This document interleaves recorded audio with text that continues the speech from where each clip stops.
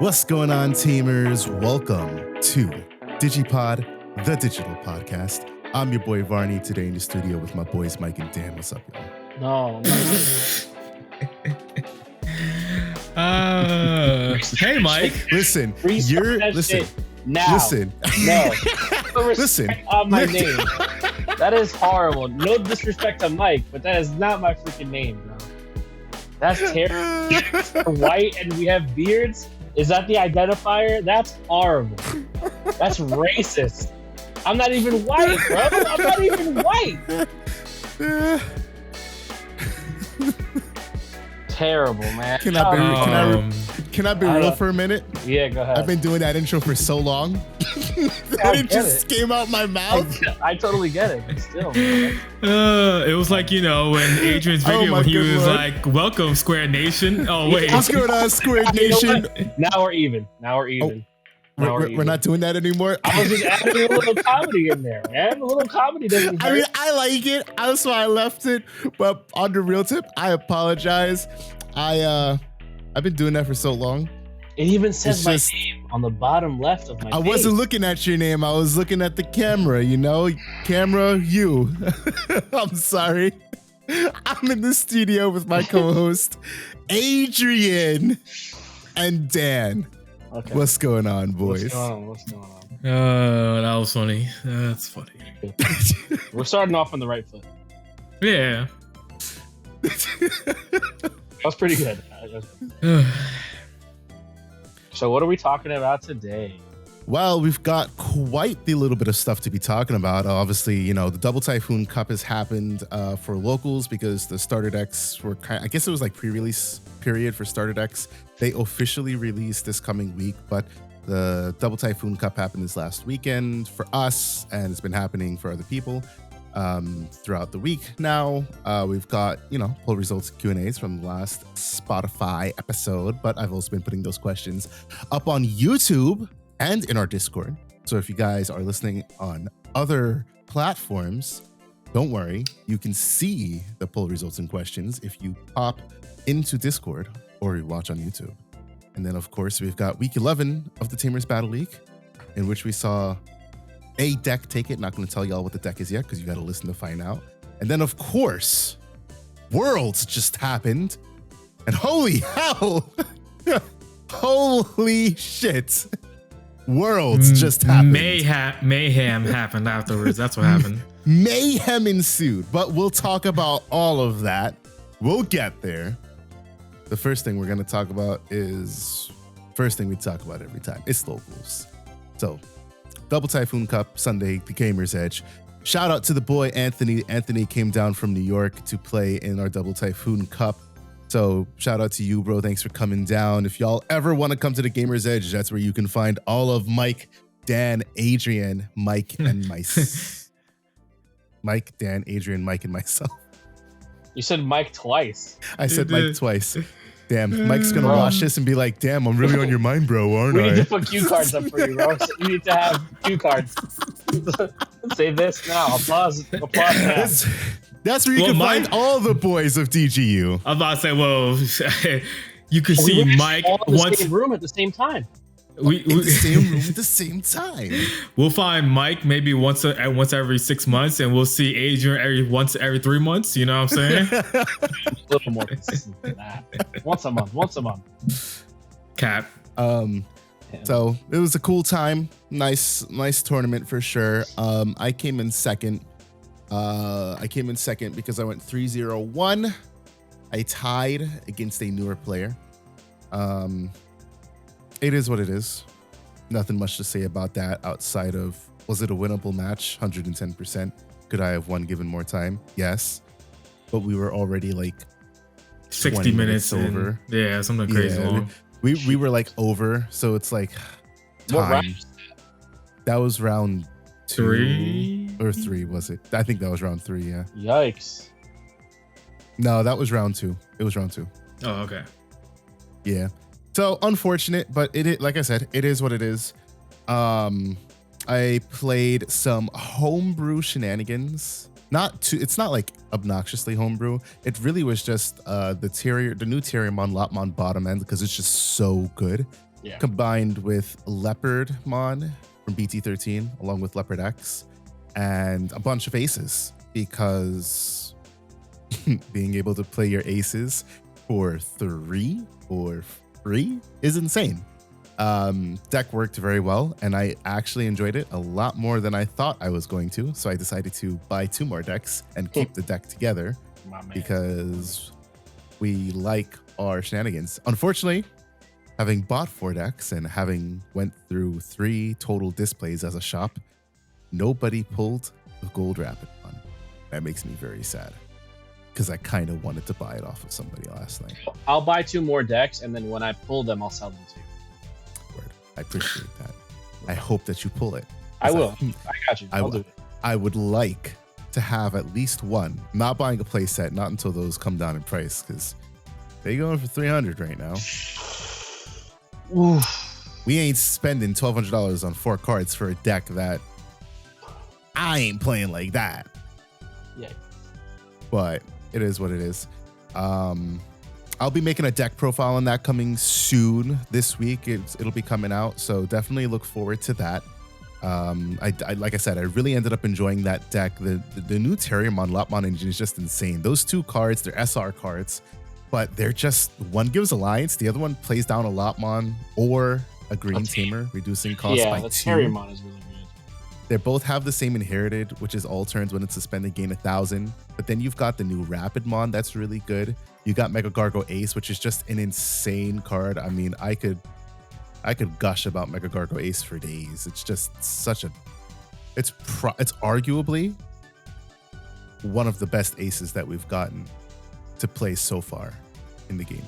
No, you can give it to him. It's the best right now. Well, because there's Magna Angemon Ace, which is Magna Angemon Ace. Yeah, we talked about this, right? I feel like Mega Aces are more impactful than Ultimate Aces. They have to be, right? Because they're megas, right? The Deva Aces are all really good. Arguably, the best one is Azulong because it's bouncing a level 5, and if your opponent isn't suspecting it, it's just kind of insane. And then on deletion, it pops highest play cost. So like sometimes there's just no getting around it if you don't have a way to like remove it without deleting it. So Azulong's just a really good card, but I do feel like Mega Gargo takes the cake. It's got blocker reboot on Digivolve. It targets 2 things to suspend, and then 2 things don't unsuspend or Digivolve until the end of your opponent's turn. You can't Digivolve either? Nope. Yeah. No way. Yeah. I don't know how to read. And I don't know if see that. I don't know if I said it because I can't remember what I just said, but it targets 2 Digimon or Tamers, which means you can prevent hybrid for game. Correct. Which means you can prevent the Takuya Warp Digivolve. It's such a ridiculously. Oh, that's crazy. It's really powerful. And then it has another one Digivolving, but also an end of attack to unsuspend it. So it's got blocker reboot. So it's going to take 2 swings and get to reboot with blocker. And it Digivolves 5 from a Rapidmon, meaning it Digivolves from Golden Armor level 4 Rapidmon. Yeah. Which is like that card. Yeah. I don't know how many games it won for other people, but I know for me, like my entire game plan was, all right, cool. I'm just going to drop this Rapidmon in the field here. And if you dare swing, you best bet I'm blasting into this Mega Gargo Ace. Because it's just so... 4 right into a level 6 is like big insane. The new Rapidmon has a +1k all turns while it's suspended inheritable. It's end of attack for the unsuspend, which is really important because that means you can get that DP boost when you're swinging. If it was Wait, which Rapidmon are you talking about? Are you talking about the level 5 or the 4 one? Golden, the level 4. Gotcha. Level 4 golden with blocker armor purge. It means when you're suspended, because it's not a when attacking unsuspended, it's an end of attack. That means when it's suspended, you're gonna bump up to 14k, and then you unsuspend at the end of the attack, and then the DP buffs go away. But it's just the synergy is just crazy. Like the advanced decks, what they provide. This freaking Terriermon Lopmon advanced deck is insane. You know, on the tier list, for sure. On the tier list, Dan said he actually thought that this deck was going to be meta defining, and having played, you know, obviously it was a green only cup. That's a big thing to consider, but just being able to play those cards, bro, it's such a versatile engine. You can take that and play it with whatever you want. And Mega Gargo Ace is green and black. Mm-hmm. And he's a machine. He's a machine. Machine Jamon gonna be playing that card. I guarantee it. Don't we play like 2 of it? Just because why not? I'll probably throw one in. Like, why not? It's just, okay, cool. You gonna swing? You stunned. You can't Digivolve. In some ways, that shuts off an entire turn. Like against Melga, you do that, they can't unsuspend the Melga. They can't go into an Omnimon. They can't take another swing. They don't run hard removal, so they're not getting rid of it. So it's like, what you gonna do? Ain't gonna do nothing. It's like, it's such an insane card. I'm gonna stop gushing over it because I got so much more to say about that in the deck profile. Y'all will see. But yeah, so for Double Typhoon Cup, the pricing was the 4 BT8 Terriermon ults. And then we got a bunch of the Typhoon Cup stamps, which was really cool.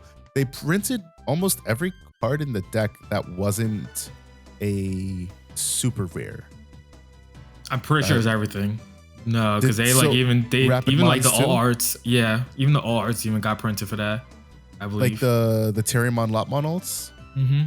I didn't see them on TCG, so maybe they're just not up yet. But we didn't pull any between Gino and I. Gino took first place with pretty much just the deck plus agility training. Mm-hmm. So fun time. I definitely enjoyed it. I appreciate events like this from Bandai because it definitely, I wouldn't have put this deck together if it wasn't for it. And now I'm like, I'm definitely going to work on my shenanigans. But I'm going to pass it over to Dan. Dan, how did you do last night's Double Typhoon Cup? I'm surprised you didn't say a key part of what happened, but all right. What was the key part? Oh, I mean, I guess. Because you love bragging about it.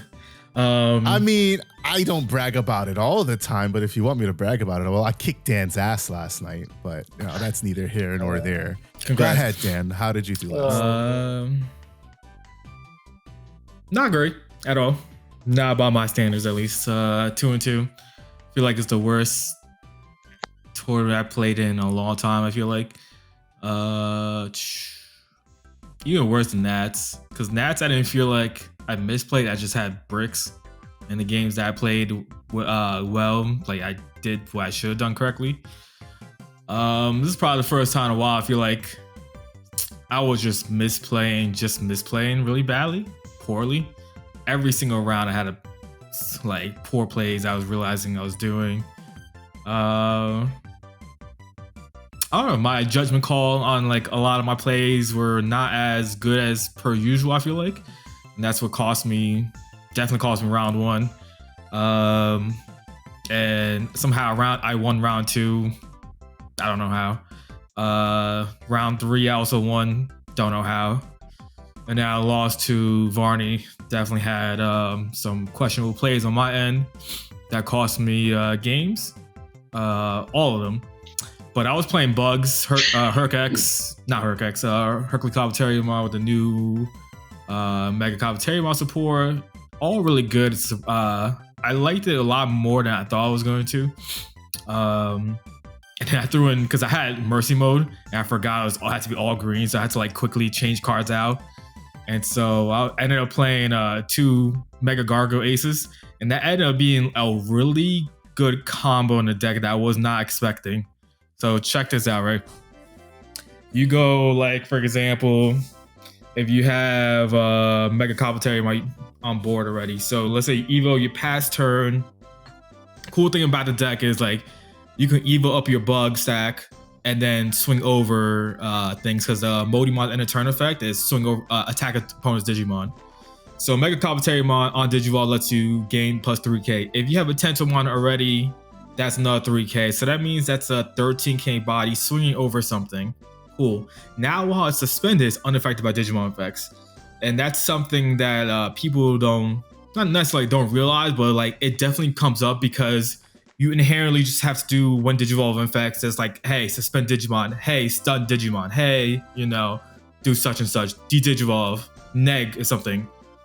Guess what? Unaffected, so it doesn't matter. So now, even if you don't have like the Tentomon boost, maybe you're just a 10K. They're like, all right, bet I can swing over with a Mega.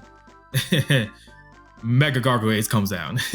Cool thing about Mega Gargomon Ace, obviously everybody knows because Varney just spilled the beans on what the card does. Lets you know when Digivolve unsuspend, and then you suspend 2 of their Digimon. So because they targeted your Mega Kabuterimon, and let's say you had the 3K boost, when you ace, you're gonna unsuspend obviously, and you don't have to waste a block because now you're just clashing. And so like the Mega Gargoyle would have been like 15K DP, and now they're in a situation where like, oh, that sucks. And with the new support with Tentomon and Kabuterimon, I believe, they have all turns gain a memory when you delete a Digimon by battle. So what happens? They crash into it, you're 15K B stick, and then you gain 2 memory, potentially stealing turn or potentially stunning their turns out and stuff. And then when your turn comes around, you just swing over things or whatever you need to do, swing to security and whatnot. It was really cool. Surprisingly, really cool combo. The bad side is you have 2 aces on the stack. You know what I'm saying? So if they do get rid of it, it's overflow 7. It's the same thing as Sekon, right? When they'd hard drop that Magna Ace, and then you go swinging because you're just like, they're not gonna ace over an ace, and then they say, "Fuck you, buddy," and a Zulong Ace comes down. Yeah, you overflow 7. But you just recovered 1. You probably popped the body off the Magna Angemon Ace. Now you just bounced another body back with the Zulong. And in your case, your Mecha Kabuteri was already big enough that now they're like, damn, like I gotta swing over it. So they're going to swing over it. And then like you said, you blast Digivolve. You now suspended shit. You block shit from suspending again, or what is it? Unsuspending or Digivolving. You're now 15 to 18K with the blocker. Like if there was anything else in the way, your 15 to 18K is like insane. It's like, cool, I'm going to overflow 7, but it's such a power play that you probably can't deal with this. It really was. Like they had to have the immediate like hand removal, like especially in this cup. In a green cup, there's not much removal per se outside the new Star Deck stuff. So like, what was that called? Great Missile, Giant Missile, like that was a removal that got me. I was like, oof, that sucks. And I had that type of stack going, and I was like, oh, one cost removal, great. Yeah, you know what I'm saying. So like, I mean, it is what it is. If they had it, they had it. It's one of those things that if they have it. But like for example, like when I was playing, I played against Mike also around 2. He was playing Bloom. He had the beautiful board of Hydra plus Bloom on board. So he goes swings with Bloom at security, does whatever checks, and then I have Mega Kabuterimon chilling with the plus 3K. He's like, all right, whatever. I'm gonna swing anyways. Hydra doesn't think about them because he sees I'm playing bugs. He's not thinking about the Mega Gargo Ace. Boom, Mega Gargo Ace. I force the stun on the Bloom.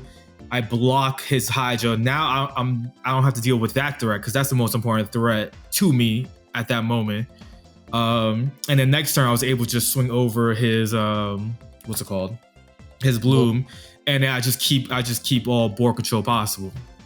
Cool stuff like that. Like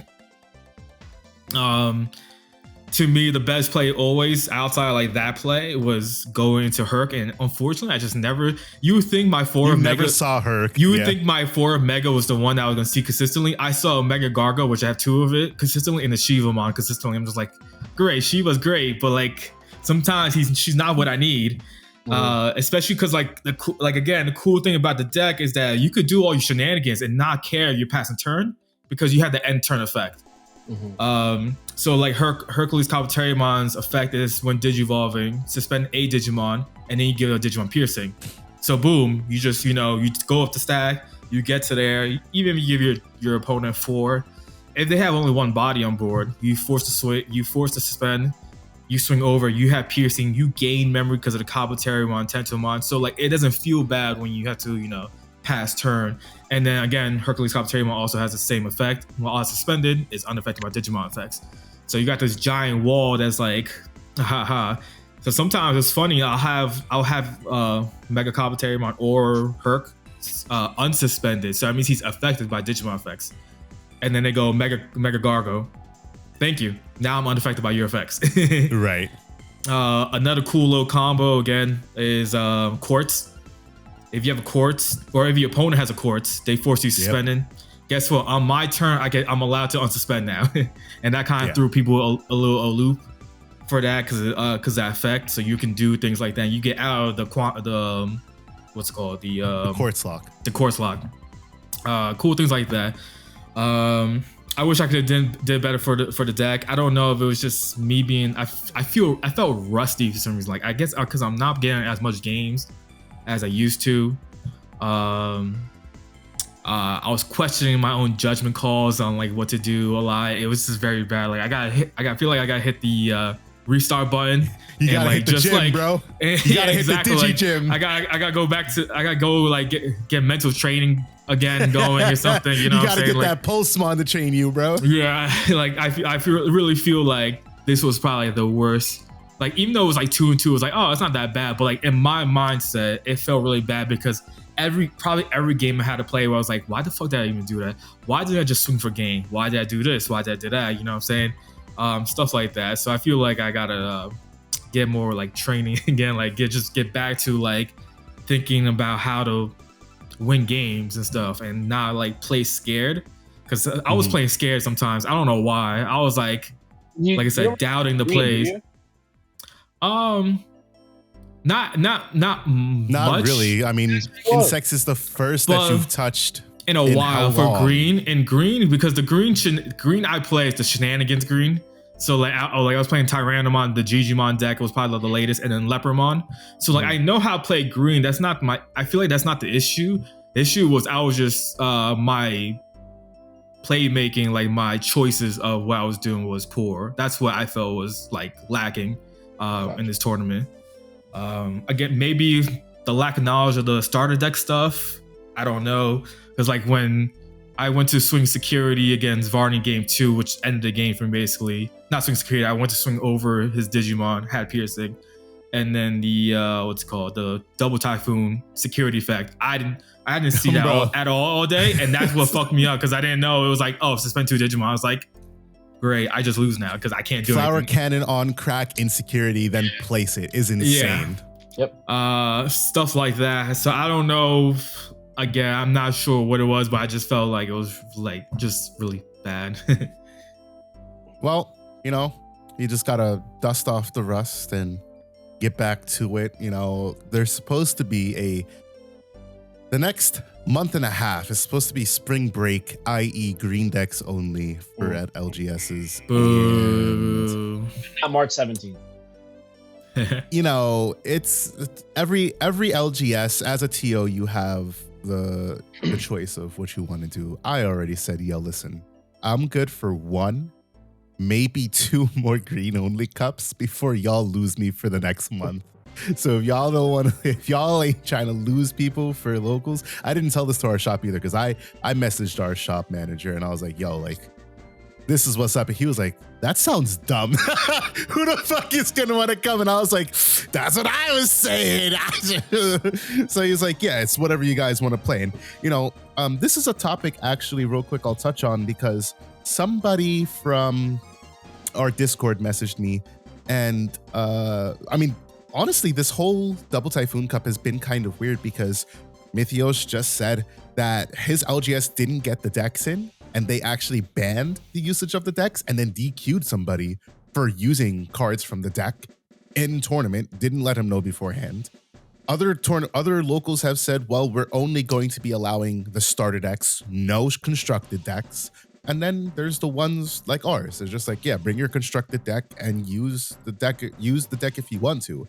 Exactly what Bandai said this cup is supposed to be, right? Yeah. It's the same with the Beals Cup. Yeah, it's the same exact thing with the Beals Cup. It was a constructed monocolor event that was announced beforehand, and all the rules were known. The important thing is that it is up to the store TO's discretion to decide what the event will be and who, like all the logistics about that. But it is also equally important for the store or TO to consider its player base, because if you alienate your player base, like, what are you gonna do? Yeah. And that's our whole thing at the Edge. We do understand. Green only cup. It's supposed to help encourage newer players. If they come in, pick up the deck, just hop in and play. But at the same time, as a player base, I already hated monocolor Ultimate Cup. So fuck, I want to sit here for the next month and a half and play a fucking green only fucking locals? No, please, no. I would rather not. So. If you guys have issues with stuff like that at your locals, it's important to establish a method of communication with whoever organizes it and have that open with you and the community, because that should be not just the TO decision, but a community decision. At the end of the day, this is a card game. We all come together to play cards. And if you don't want to play what is being offered, voice that. Yeah. It's perfectly okay to voice that. And if they don't like it, find somewhere else that will take your opinion. Like if you guys feel that strongly about it, find somewhere else who will take your opinion as the community. But a good LGS, a good shop will always listen to its player base and do what is best for the people that buy its products and support it, which is what we do on a weekly basis. What we always say, support your LGS, because they're the ones who are there for you. They should be, just as you're giving them your money, you're buying product, they should also do for you. If you don't want to run these fucking green only cups, don't fucking do it. Are we having, that's my little... do you know, are we having like the prizes for those specific cups, like the same? So yeah, that should have been sent out. I don't know any of the logistics of like who because I assume that comes from the distributors.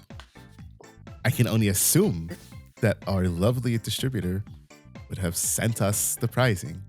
All right, let me rephrase. I feel like I asked the wrong question. Is the same pricing as the Double Typhoon Cup? No. It's different. So the pricing, the pricing for Spring Break is it's a participation pack, which comes with one each of EX4 Terriermon, EX4 Lopmon, and EX4 Henry and Shuchong. They're fire-looking alts. I know what you're talking about. Yeah. I don't care for, especially Henry and Shuchong. I could maybe fit Terry and Lop in another deck. And then the winner prize is that beautiful Double Typhoon alt art. Yeah. Okay. I need something. Which, I don't mind winning like that in a green only event, but at the same time, please just let me play whatever the fuck I want. Like, let me come to locals and enjoy myself. Right. That's what it boils down to at the end of the day. Yeah. So that's my little spiel on that. Adrian showed up and wiped the floor with Greg. For a half hour. Okay, so this is what happened. I wasn't originally. I knew I wasn't going to be able to participate in the event, so I knew I wasn't going to go. So I was just like, I'll just go and pick up the decks and whatever, hang out and whatever. But Mike ended up leaving early, so I just took his spot. So because if he would have dropped, it would have made the parent, like, you would have had to repair and all that. So I was like, all right, I'll just take his spot. So I had to literally just sleeve up the 2 decks that I bought and play. So I played against Greg. I went undefeated. So I 2-0'd him. I only played 1 game. I went undefeated. But he went 1-0. That's what we like to hear. 1-0. That's it. Undefeated. 100% win record. But it was fun. I mean, it's the first green deck I've ever played. And I'm glad. Yeah, I've never even sniffed green. Like, it just does not interest me. So this was the first green deck I've ever played, and I'm glad it was because I really enjoyed it. That was really fun. The cards are good. The art is beautiful. Oh my goodness, yes. Terriermon is best boy. Willis is better than Henry. Don't at me. You're not wrong. You're not wrong.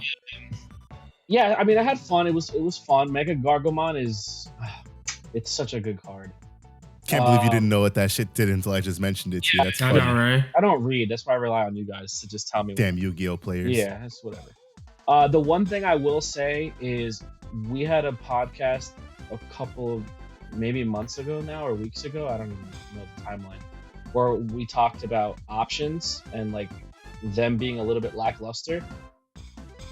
Double Typhoon is the perfect example of what I was talking about. It's a strong option that's not overly costed, but it's specific to an archetype, so it rewards you for playing into that archetype. That's what I want to see from Bandai, stuff like that. Because even Giant Missile, to be honest, right? Even Giant Missile, like Giant Missile is insane removal. Yeah. Yeah, and it does so much because it removes a body, suspends a body, and then you can't unsuspend a body as well. So it does a lot for the A cost. Yes. Yeah. Or am I thinking the right one? Because I know there's two of them, right? There's Giant Missile and then another one. I feel like I don't know what the other one is, just Giant Missile. but yeah, just Giant Missile. Yeah, but yeah, those two cards were great. And it was, you know, I think this might be a little bit of a hot take, but Giant Missile Muffle, yeah. The two advanced decks that we got, the Beelzemon deck and this Terriermon deck, the product itself has been such high quality product. Like, it's just a really good product, and I'll go on a limb and say that the advanced decks are the best products that Bandai prints for Digimon. And I'll die on that hill. Argue with that, I'll die on that hill because the value is great. It's not too expensive. You know, $30 to $60. If you want to get a playset of everything, you pay $60. And like I said, with Beelzemon and with Terriermon, out the box, they are playable decks. You make a couple upgrades here and there, and you're not even like, it's not even like, oh, like, let me grab these cards from the main set. No, literally mash them together, and that deck is completely sufficient on its own. Mm-hmm. Because they're like, well, let's be honest, they're structure decks. Because they're like, we've had structure decks in the past, but like, I feel like those were like poor examples of structure different. Those are like more like starter decks versus structure decks. Yeah. Right. Well, like the Gallantmon, right? Starter deck, kind of. It had a little bit of reprints in it, though, is what I'm saying, right? Because like generally, correct me if I'm wrong. Correct me if I'm wrong, but don't structure decks tend to come with both new cards and reprints, or like just it uses cards that already exist in the game as part of the deck, right?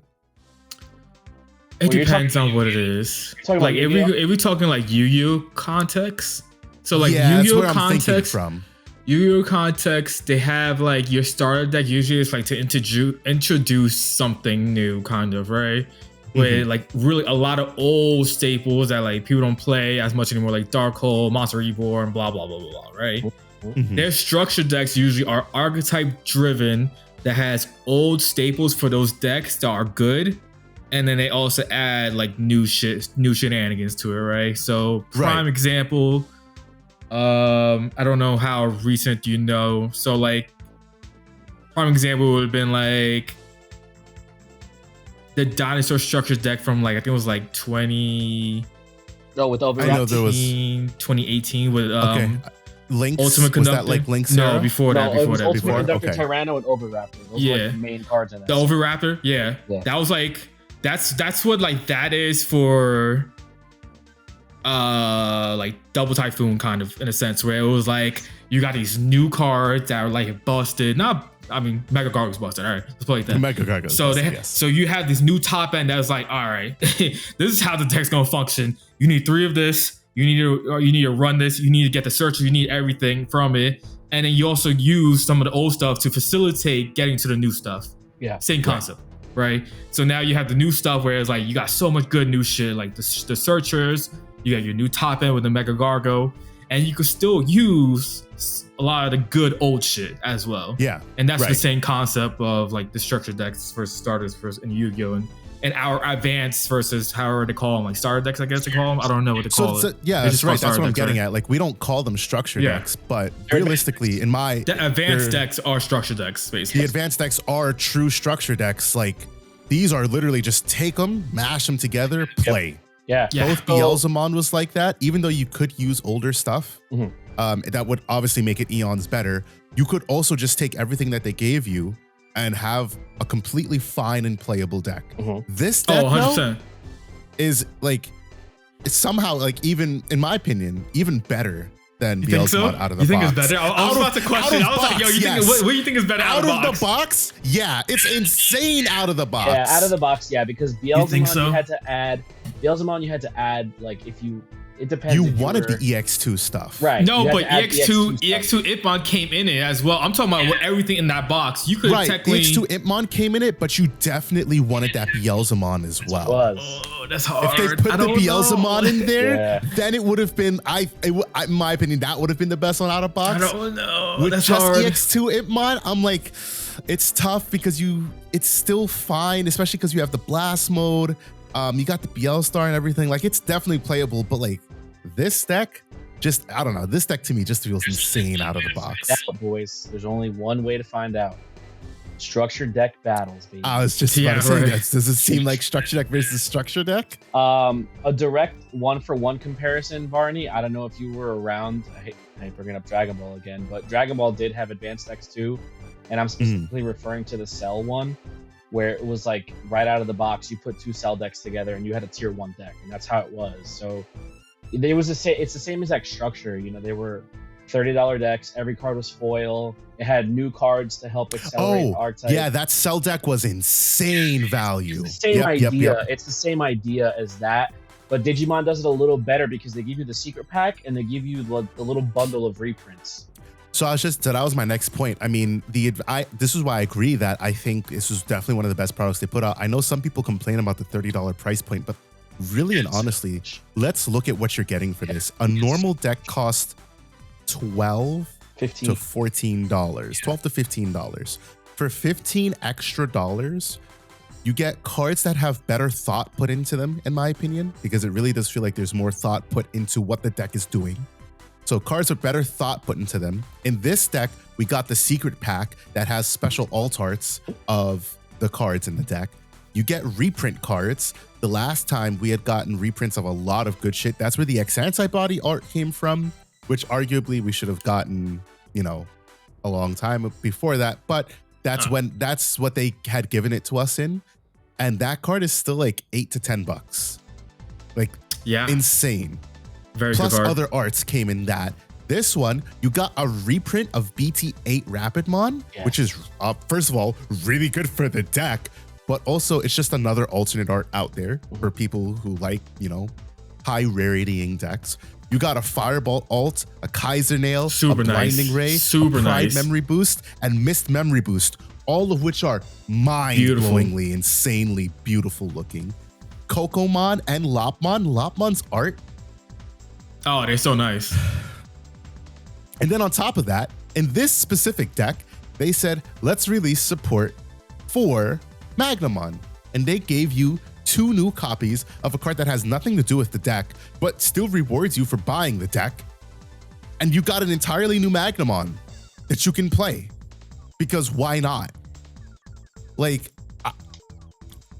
if this is the type of stuff that they do with the deck, I have no problem spending. I spent $120 on 4 decks yesterday. I really don't know why you want to. I really don't. Because I hate waiting for cards, and I hate waiting for cards. And if I was at any other LGS, I wouldn't have bought it. But only because it's the Edge, I was like, you know what? I needed to remember. So I actually wanted these decks to build Marvin's machines because I was taking Rapidmon and Mega Gargo Ace. Okay. But now I have to keep my jank Leopardmon bunny dog deck together. But just swap the cards out that you use for the set. No, absolutely not. I will say I hate swapping cards in and out of decks. I hate that. But if the alternative is spending double what you need to spend. No, it's fine because I got 4 Mist Memory Boost, which is goated. I got 4 Prides. I got 8 Magnamons. I'm fine. I don't mind spending that. I won't buy any more decks. Magnamons are like $10 a pop too. Are they really? Good lord.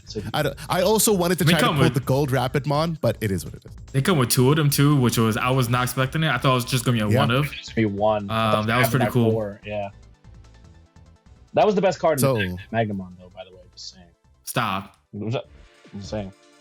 Great card, but stop. It's the best card of the. So I only wanted I bought the thing for the Magnamons, and I ended up having fun playing it. Bro, no, honest to God, that's exactly how I felt after playing it. It was like, wow, this is actually fun. I could really enjoy this. Yeah, and that's why I bought 2 extra decks. Yeah. That right there.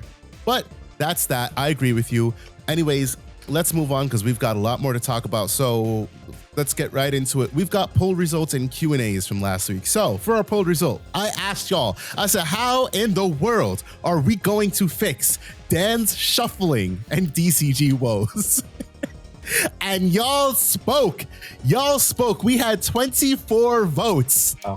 The people have spoken, Daniel. 6 people said you got to learn how to riffle shuffle. And 6 people said, is that one? It's that one where you bend the cards. Bridge, yeah. Don't do that. Bridge? Don't do that. Oh. 6 people said you got to learn how to riffle shuffle, and 6 people said you got to learn some other type of shuffle.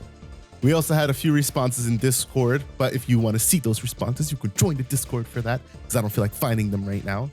We had 4 people say double sleeve your deck. Oh, don't. If I voted, I would have said that would have been 5 votes. Oh. 2 people said just play red hybrid. 2 people said resort to playing SecCon. And 4 people said that they would elaborate. So for the Q&A question, let me see. Did anybody respond to it here? On Dan shuffles, play by proxy. Someone else sits at the table and handles the card. Dan purchased behind the person and back seats. I saw that one. So good. Cracked the F up So about it. good. That's so good. We gotta try that. Oh man.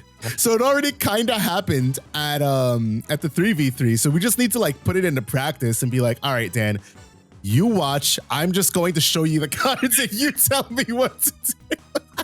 Hey, if that's the case, I'd probably go all the way to, the finals on that, because I don't got shuffle, say no more. Having an interpreter, just like your interpreter is doing everything. I'll just tell him how to do everything. I'll just tell him what to do to play, how to play it, everything. I'll be all right. You know what I'm saying? That's so funny. My God. That's so good. Burrito said if Dan has shuffling issues, he needs a class with me on the art of overhand shuffling.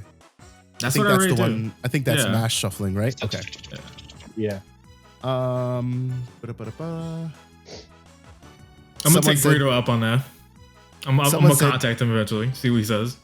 All right, but someone said just run 6 rookies. Answer to every deck. No, you want the secret? I'll give you the secret. If you want the secret, I'll give it to you right now. What's the secret? This is the secret.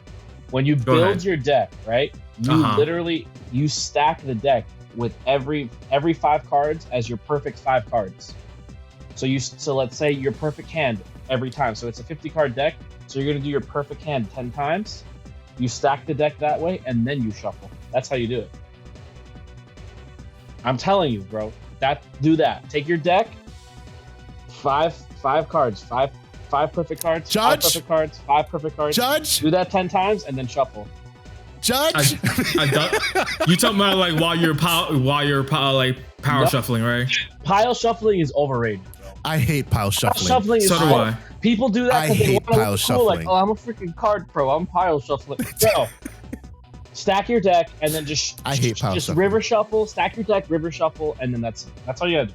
It's not that hard. Judge? And use, Judge, that sounds sus. And always use dragon shields. Always use matted dragon shields. That's it. That's a secret. For our Q&A, I said, what do you think of Numemon as a deck in the BT15 meta? What tier do you consider it? Is it a viable deck without Ukomon?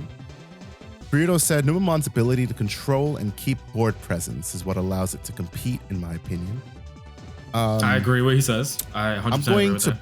butcher this because I don't know how to pronounce it, but IY? E? Spell it out. It literally IY. E? I? IY? Maybe it's just IY. IY. It's fun to play. Tier 1 with Ukomon, but Tier 2 without Ukomon. Been playing it without Ukomon, but getting choked consecutively slows down the combos. The anti-Digimon bypass choke, but no follow-up hurts. That is fair. Goose Thraka says, Numemon can be strong without Uko, but it really needs it for the speed. Oh, Bruce also said for Dan, he needs Dragon Shield sleeves, can get custom with amazing art. Yeah, Dan uses Dragon Shields. We know that's not his issue. That's why I told him the double sleeve. Does he though? Does he use like Dragon Shields? Unfortunately. Bro, these are all fucking Dragon Shields. Stop playing with me. That's the problem right there, though. You're using the dual matte Dragon Shields. You have to use regular OG matted Dragon Shields. I have regular here. Stop playing with me. You just gotta get good, bro. Like, I don't know what else to tell you, man. Just get good. Greg said, could tier for tier 1 if popularity of it from hype persists. Elaborated in Discord, which I'll find somewhere here. CK says, I was a fan of Numamon as soon as RB1 dropped. I scooped Monze and ult Shin Monze because I thought it was a fun build with potential. I did not expect it to blow up like it did. You and me both, brother. I was like, Numamon looks fun. I like Shin Monzemon. I want to pick up my stuff. And now, look at what we got. I'm so glad I got my Monzemons when I did. Jesus Christ. For 50 cents? Not for $20? I think I have like 6 of them. Smitty the Pity $10 says, with Apocalypse getting hit, I don't know what the fuck LFL is. LFL? He meant L. Yeah. He hit F instead of O. Oh, with Apocalypse getting hit, LOL. I mean, F is nowhere near O, but okay. Numamon will fall out of favor, but Numamon is really good at punishing decks that have a slow start, and for that reason, I see it being a higher tier 1.5 deck. If you start slow against Numamon and then Numamon just goes, yeah, you fucked. If Ukamon got hit, I think it could still be viable. It doesn't care for rookies, so they would run more floodgates. That's fair. That's from J Stort. That is fair. The only reason we talk about Ukamon in this instance is because of that. Right now, at the very moment, it's the free Digi-Evolve, because it doesn't cost one. It's a free Digi-Evolve, play a Numamon, turn, pass, raise, hatch another egg, Digivolve again, and just keep that constant pressure on. Yeah, it's tempo, exactly. It adds speed to a deck that needs it, probably. That's what Ukamon is, a utility card. It's because if you didn't have the Ukamon, it would literally be Digivolve and then drop, but then you raise, you don't get another Digivolve, you don't get another hatching phase until your next turn. Right. So, of course. Ferris says, it's mid. A friend of mine was trying to build it without the Ukomons and ended up putting them in since it legit has no good level 3. I really believe people lost to it from the lack of knowledge on it, which is also fair. It's fair if you're like, oh, he's just spitting out Numamons, and then all of a sudden there's 5 Numamons on board because you didn't know what the fuck it was doing. So my question is, does he mean like the old Cup people were losing to it because they didn't know what it was doing? I don't know, Ferris, if you'd like to elaborate on that, pop in Discord and say. That's a bit... I disagree with you because I think there's enough of a sample size for you to look at the data and say that it is a good deck. Like if it was a one-off thing or like a fluke. That's rough, yeah. Because like it won JP Nats. I know obviously that was BT16 for them, but like it was already making rounds in BT15 and Pokemon Dark Era, people like to call it, whatever. So like I don't know, because like I could understand Belfmon when Belfmon won. Do you remember when Belfmon won the first event of BT13? I think it was. Yeah, and I was like, I think people were like sleeping on the deck because like it didn't do anything in JP, and then all of a sudden, boom, it won. Shout out to George Doxantis. He was the one who won first here with Belfmon. And I feel like that is not the case with Numamon. People know Numamon because of what it was doing for a while in JP already. Right. Yeah, I mean, it definitely, if there were people piloting it, and it wasn't, like, we even saw it in TBL, like, it wasn't a new deck. I can definitely say it wasn't as expected, because we said it during the tier list. I didn't expect this deck yet.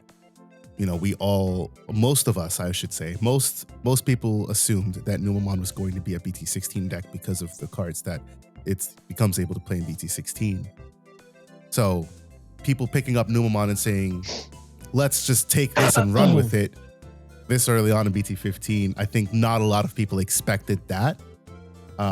So I can definitely see people not understanding like how to play against it. But I mean, it's still, it still won the event. Right. 9-0 is a big fucking, that's 9-0 here is even more insane than beating however many Apocalypons in Japan. Because 9-0, 8 Apocalypons, 9-0, I mean, I guess that's something, right? Because 9-0 here means, no, that is better. 9-0 here is 18 to 27 games. Right. Yeah. 8-0 there is 8-0. 8 games won. Yeah. Now they high rolled 8 fucking games, sure, but 18 to 27 games is insane. Hey, also, how unlucky are you to be that one guy to play 8 rounds, all 8 rounds without Pokemon? Like, that's terrible sounding to me. Like that he was not having a good day. Even though he won, he was probably just like, again. He probably got really comfortable playing against it though. Like, just I'm sure, but I'm just saying, like, damn, that sucks. Yeah, it does. So, popping over to Discord, Numemon elaboration from Panzer. This is Greg. Tier 1 contender, if hype keeps its popular in the format, has a low to the ground engine that floats new bodies to be sticky aggression, easy access to yellow level 6s and 7s, which are arguably, he didn't say arguably, I say arguably, the strongest generic top end in the game, and can cheat up to those levels with floating effects, i.e. Platinum Sukamon, sure, Numemon X. Also boasts various means of removal, Heaven's Judgment, giving you answers to most opposing game plans. Leppy said to solve Dan's shuffling, need him to resort to decks that don't care about how you shuffle.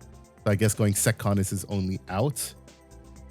He also says, I think Numemon will fall out of tier 1 and land at around tier 1.5 due to being hard countered in some matchups. Machine Dramon, Fanglong, Big Walls unaffected by their DP neg. Also, Yellow Vaccine in Ruin mode can destroy the deck's momentum by negging the whole field. So if they can't trigger on plays, it's over for them. Also fair. And that's the big thing to consider. It's like, if Numemon, like somebody said it, if Numemon rises in popularity, yeah, it's tier 1, but then what rises to combat Numemon? And then where does that push Numemon down to?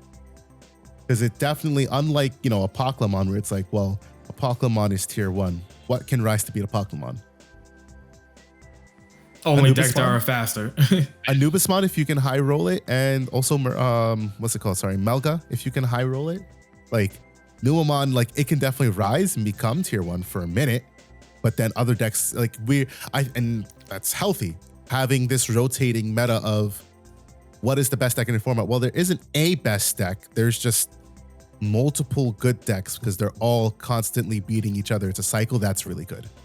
Digimon is very pilot dependent also, and having meta knowledge too. So like if you know 110%. Yeah, if you're a good player and you know what you're doing, I think Dan touched on this when he was talking about that Belphemon deck that snuck into top 16 at Nats.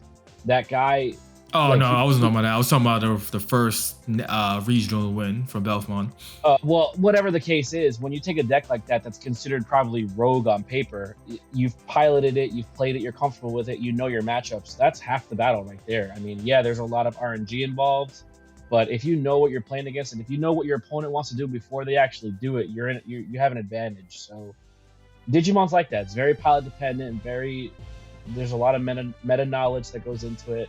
That's why I always say, just play what you want and then just figure it out. It's fine. Yep, 110% agree with both of you. So that is that. Now moving on, we had week 11 of the Tamers Battle League happen this last Friday, March 1st, where the ban list for BT15 was in effect. And so with the first post-ban list tournament of BT15, we saw Nolan from, shout out to, the Security Check Point podcast, or Security Check. I'm getting it too mixed up. I think it's Security Check. Nolan's from Security Check. Shout out to Nolan from the Security Check podcast, who took first place with his Quantum Control deck list. That's what we're dubbing it. Oh, God. Second place was Pyro with Melga. Third place was Walter with Numemon. And fourth place was Leppy with Leo Perial. Y'all will hear more about this. Yes. Yep. Adrian, just wait till you do the video. It's going to be funny as shit. Adrian, if y'all haven't watched it, Adrian has started doing a meta snapshot video for the TBL. So if y'all want to get more in depth with these decks, see what's going on with them, why they might have won and what the deck techs are, make sure to check out Adrian's series on the DGU YouTube channel titled the meta snapshot for TBL, whatever the current week is. He will be having his video done. We're hoping to have those out by like Tuesdays or Wednesdays. It's kind of, whenever we get time to do them. Really aiming to have them out on Mondays, but I'm having technical difficulties right now, so it's TBD. Mondays would be ideal, but expect it anywhere from Monday to Wednesday as we iron out the kinks. If y'all saw the first one, you already saw some of the kinks. So it's a work in progress, but it's definitely a good series. Check that out. I know it's already had a lot of good reception, which is really great. Thank you, everyone. So that's definitely something, so we can bypass that in podcast now, because we have a dedicated series for that, which I do really enjoy watching. Okay. One more thing before we hop into our main topic. Our giveaway has ended. It ended officially like March 1st or 2nd, however you want to consider it. So we will be going through all of your submissions this week and potentially some of next week. First, I have to compile all the submissions. Good Lord, there was so much. I have to compile all the submissions and put them together in a nice way for all of us to take a look at. Then we're going to be deciding our 6 winners. And then one of these podcasts, so I can tell you for certain it will not be the next podcast, but potentially the podcast after that, we will be going, we'll choose our 6 winners. So we'll know what the winners are when we do the podcast, but we'll be going over the 6 winners cards as well as other good cards that we found from the giveaway submission. So be on the lookout for that. That's going to be super fun. I can't wait to get to that. Now, with that all being said, here we go. The culmination of the 2023 organized play season for the Digimon card game has concluded this past weekend in Japan, where we saw Peter Frankie, an American who played Sekon, win the entire event with Sekon. He was the only different deck in the top 4 of 3 Leviamon, and he came out with the win. USA. As an American, I have to say, USA. As an American, I have to do that shit here, because I'm fucking, you know how we are. But no, shout out to Peter. Peter kept his composure when his opponents didn't, and he came out with the win at the end of the day.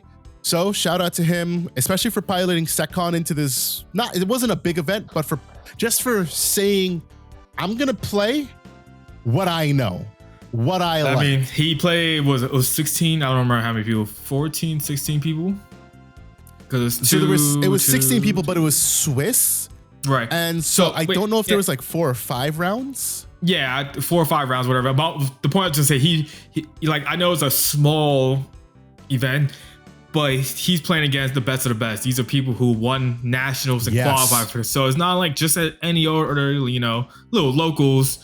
I know some people, I saw that mentioned that, because it was a small thing that, it was only whatever. But he's playing against the best of the best. So you have to give him good credit to that as well. Yeah, that is facts. So let me start off by telling you all the top 16 decks of the 2023 World Championships. So we had 4 total Leviamon decks, 2 Red Hybrid decks, 2 They Say Plant and Fairy, and I assume that's because it was a Bloom Quantum deck, Bloom Quantum Hydra. We had 2 Numamon players, 1 Shine Gray, 1 Mirage, 1 Fenry, 1 Anubismon, 1 Anubis.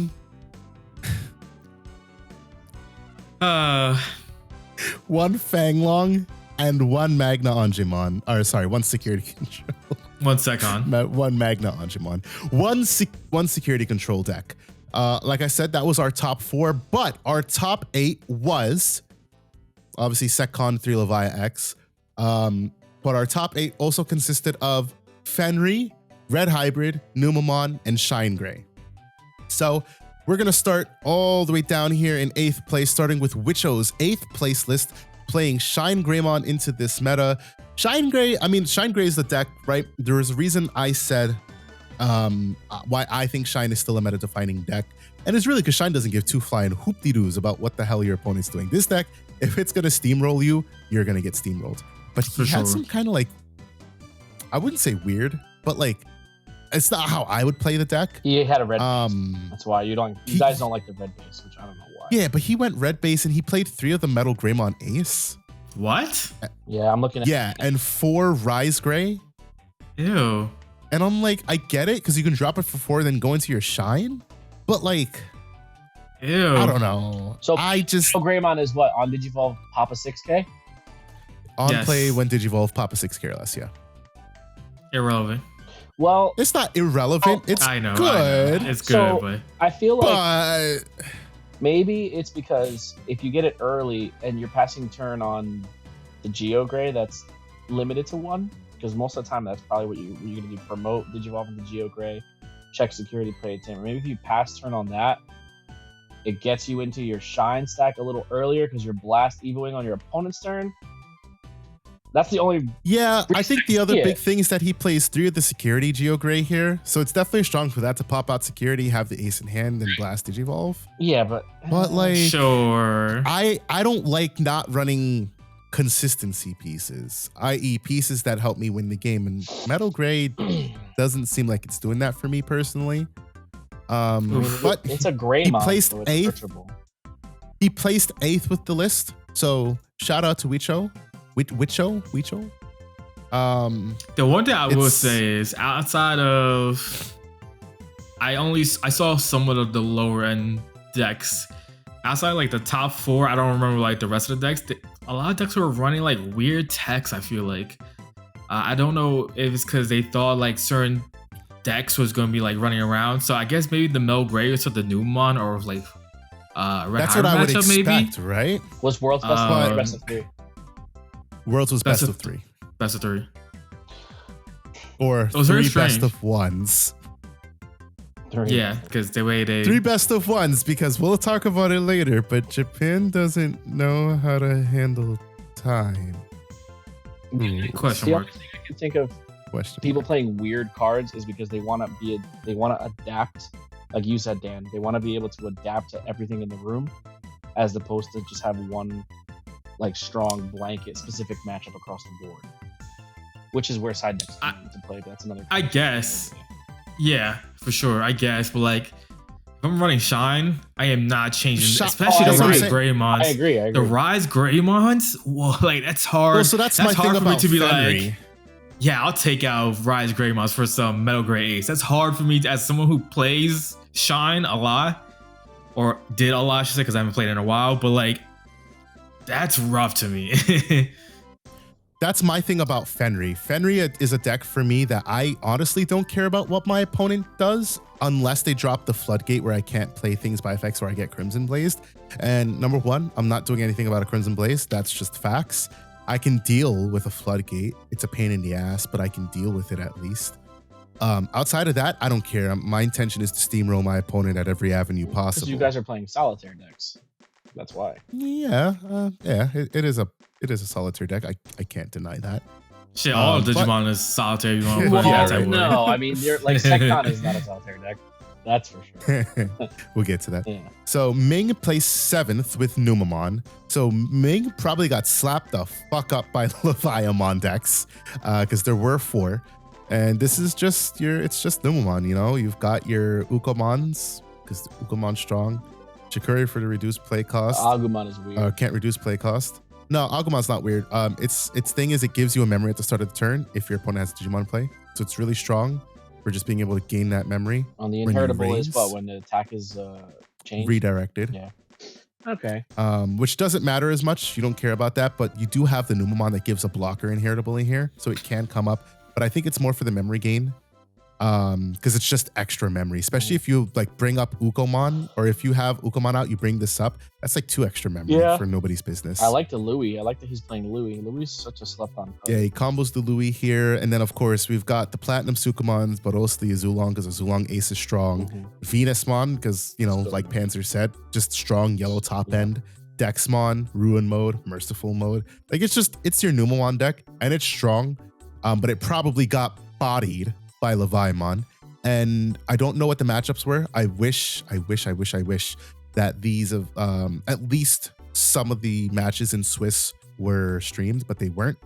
I would love to know how this deck did against the other decks in the room, because my thinking is that Red Hybrid bodies the deck as well. Yeah. But, you know, we can't talk about what we don't know. 6th place was Red Hybrid, who also ran their Ukomons, because why would you not run Ukomons? And they ran their Atomic Inferno and their Gravity Crush and their Crimson Blaze and their Blitz Omni. This motherfucker also ran a Louis, because why not? A good card, it's man. Just, good card. It's just Red Hybrid. Like, Red Hybrid does dumb shit, and this is literally just Red Hybrid doing its dumb shit. I have nothing more to say about that. 5th place was Fenry. Now, I know that the Fenry player bubbled out. I saw what he said on Twitter. He was 3-2, and so were the 2 players ahead of them, and he bubbled out on whatever tiebreakers. I know what he played against, or more specifically, I know what he lost to, and he lost to the 2 Leviamon. And I'll tell you why he lost to 2 Leviamon. He doesn't run Black Automon Uber. And I'll tell you, I guarantee he wins. Even if he plays 1 Black Auto Uber, he probably would have had a better chance. The Black Auto Uber bottom decks a card from trash when it's played? Yes. Digimon. Oh, sorry. Yes, sorry. So, yeah, you bottom decks a Digi from trash to draw one. So you get rid of exactly. Okay, yeah, that makes sense. Your opponent says Biting Crush, you say, ha ha ha, okay, cool. Black Auto Uber. It means you can go up your entire chain because all your effects proc before your opponents do. You can go up your entire chain, play out the Black Auto Uber, bottom deck the Leviamon, and then it's gone. Your opponent can activate their Biting Crush. There's no Leviamon to play. Yet. I like the ADP, sure. And then even ADP, Levi X as well. You can bottom deck and Levi X, exactly. So and he said he didn't expect Leviamon because he didn't expect, like, it didn't do anything in Japan, so he didn't expect it. Now, I will say that's like super, in a way, it's super disappointing to hear, because obviously he played well enough to get to 5th place, but he didn't have the foresight to read into the meta, really, because one important thing to consider is that this was a BT15 post ban list meta. That's new for both the English meta and the Japanese meta. Right. Japan didn't play BT15 post list. They played up APOC meta. And well, this is the first major event, well, I guess second, but first major event of BT15 post ban list. So it's new for everybody. Yeah. Why would you not sit down and think, okay, I know Leviamon didn't do much. Why didn't it do much? Like, I even said this on pod. I know Mike said that Leviamon was a bad deck. I said that Leviamon was strong. Its only problem was that it has problems seeing its pieces. And these players at Worlds obviously did not have problems seeing their pieces. Also slower than those top decks at that moment. Right, exactly. So it's definitely a slow deck, but 3 Leviamon decks topped Worlds. Well, there is that. I wish he had a little bit more foresight on his part to think about that aspect of it, and then he probably would have put in the Black Auto Uvers. Then he wouldn't have had this issue, because I guarantee you, I can say with almost certainty, I feel it in my bones that he might have won Worlds just because he runs ADP. If he came up against SecCon, blow it out the water. ADP. What are they going to do about it? ADP is such a good card. The only problem you have is Leviamon, but if you're running 2 Uber, just find your Uvers, call it a day. It's gonna go in trash. Your opponent doesn't play Uber. They can't get rid of it, so you can just keep doing your combo. And every time they put a Leviamon in trash, bottom deck it. So yeah, that's how I feel. But shout out to him for making 5th place. I'm obviously going to be taking a look at his list a little bit later and seeing, what's what. It's your standard. I just looked at it. It's your standard Leviamon, or standard Fenry list. So that's that. 4th place now. We've got our first Leviamon X. This was William from Australia. So this Leviamon list specifically decides that I'm still playing the busted. Well, I can't say busted because obviously it's not busted anymore. But I'm going to play Gururumon draw package. So he plays the 4 Gururumon. He plays the 1 Guru X. He only plays the 1 Gabumon, but that's because he plays 3 Gazimon and 1 Psychmon. So he said, I'm not letting my opponents do anything.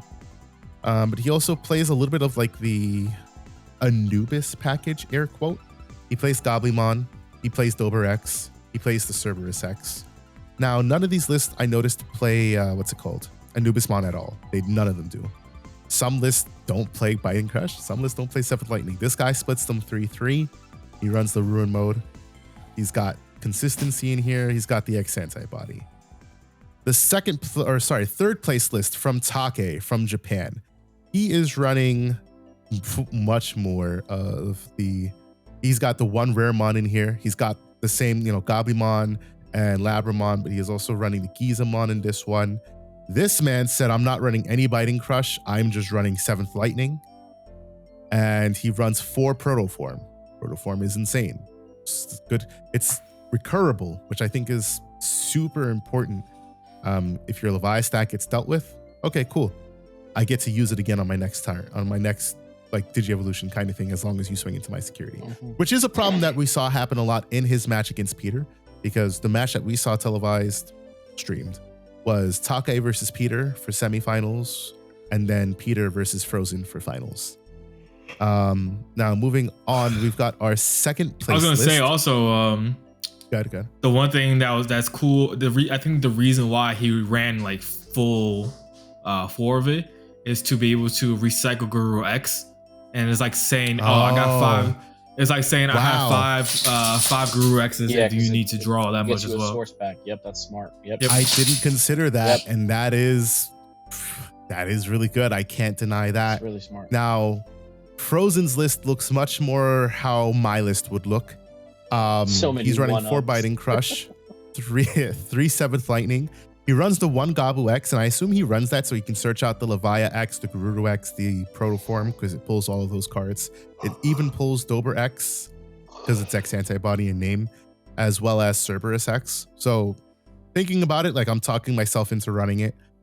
He runs the 4, or basically almost like all of his rookies basically are just draw engine. It's still the same like Gururumon draw engine, just nerfed because you can only run the 1 Guru X.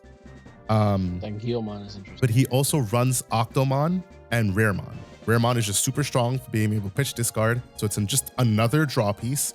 And Octomon encourages your game plan, especially with your Biting Crush. And then the 5s is Dragomon and Warosidramon. Did I make a mistake? Okay, this one doesn't run Cerberus X. Noted. This one just runs Warosidramon and Dragomon. The difference is he runs 3 X antibody. Now, let's explain something real quick, because I feel like this is important to know. The OG X antibody? OG X antibody. Yep. Oh, interesting. Okay. So the difference between X antibody and X antibody protoform. X antibody can go under any Digimon. Doesn't matter what it is. It just goes right under a Digimon. And obviously, when attacking, you can Digivolve into an X antibody, and all turns it can't be trashed. Protoform. What Protoform requires you to do is Digivolve into an X antibody Digimon.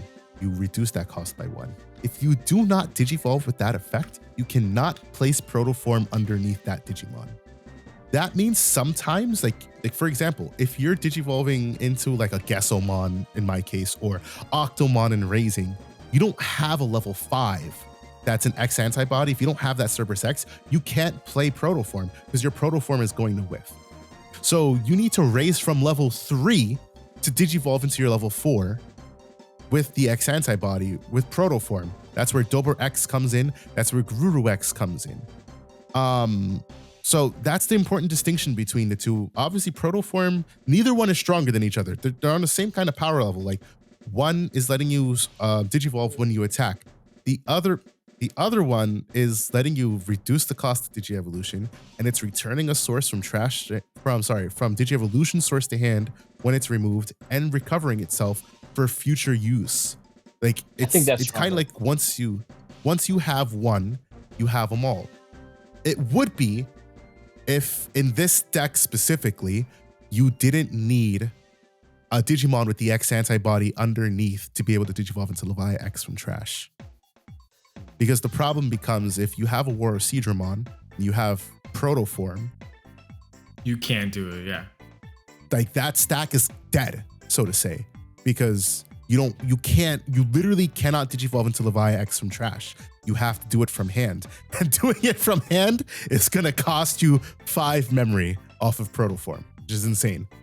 That's why I say they're on the same power level, because one has they have their pros and cons over each other. So that's why I made that distinction. That's why, me personally, I run 2 Proto, 1 X anti. But Frozen runs 3, Take runs 4 Protoform. Like, it's a deck. Obviously, it's very personal. Adrian just said the Guilmon was an interesting choice. Guillemon is going in my deck because so many times I have killed my opponent's security and all I needed was that one swing for game. Yeah. One swing for game. Makes sense So, for sure. I'm putting Guillemon in. I already knew that from the door, but just because I so many times I just need to be able to get that my last swing and I'm not able to get it. It's like hybrid for game.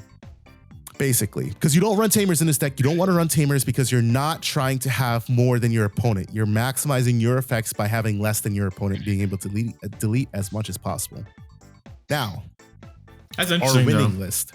It is. I didn't like honestly because I haven't really dabbled in Levi yet, and so like I haven't like done my homework on it fully. So I didn't know they didn't run no tamers. I mean, I understand why because you want the Levi pop and the Levi X pops. Yeah. I just thought I assumed they would just like analog you just because I feel like it's purple. Any purple deck is just like an analog you. Like why would you not? Nah, you don't want to, because sometimes if you have that Leviamon and a tamer on field, your opponent's only going to have that one Digimon. Right. And in Levia X case, well, in that case, if they had a tamer, you'd be able to pop it. But like if you had two tamers, or if they like, just there are situations you definitely don't want to have more than them. And it can happen really easily, depending, like with Dragomon, for example. I've definitely like spit myself into having more than them. Right. Can be really Backfires. Yeah, exactly. They do, so in its place, they're basically like the new Anubismon. They run 4 wisdom and then like 2 mem boost generally, which is very much needed because you need to find your pieces and you need to digivolve for cheap. But moving on, we've got our first place SecCon list. And now I know what y'all are thinking. I already know it. Oh my goodness, it's SecCon, yada, yada, yada, yada, yada, yada. Listen. This just screams Metacall to me, bro. SecCon 1, it is what it is. No, not him. He's not a Metacall. He's a SecCon. He is a player. SecCon. Yeah, he is a SecCon player. Yeah. His list is tailored to the meta, yes, but he is a SecCon player. So Peter runs, let's call it 8 hard removal options. And I say 8 in like, I can just get rid of any stack. 4 Chaos Stag, 3 Lonkiata 1 Wyverns. He then runs 4 Hell Scythe because why fuck wouldn't you run 4 Hell Scythe? He runs 4 Kari from BT4. That's when a card is removed from security. Suspend it, gain a memory, because that's not obnoxious. He runs the 2 of Digimon Emperor because Such a good card. insane. The spice is running 1 of the BT8 Kari and 3 TK and Kari. It's like, oh, well, that's like standard SecCon shenanigans. Yes, he runs 2 Revelation of Light. Revelation of Light. This card put in the work. Good card. Put in the work. So what it does is you search your security, play a level 4 or lower. If you have a tamer with Kari in its name in play, you put that card on top of your security stack.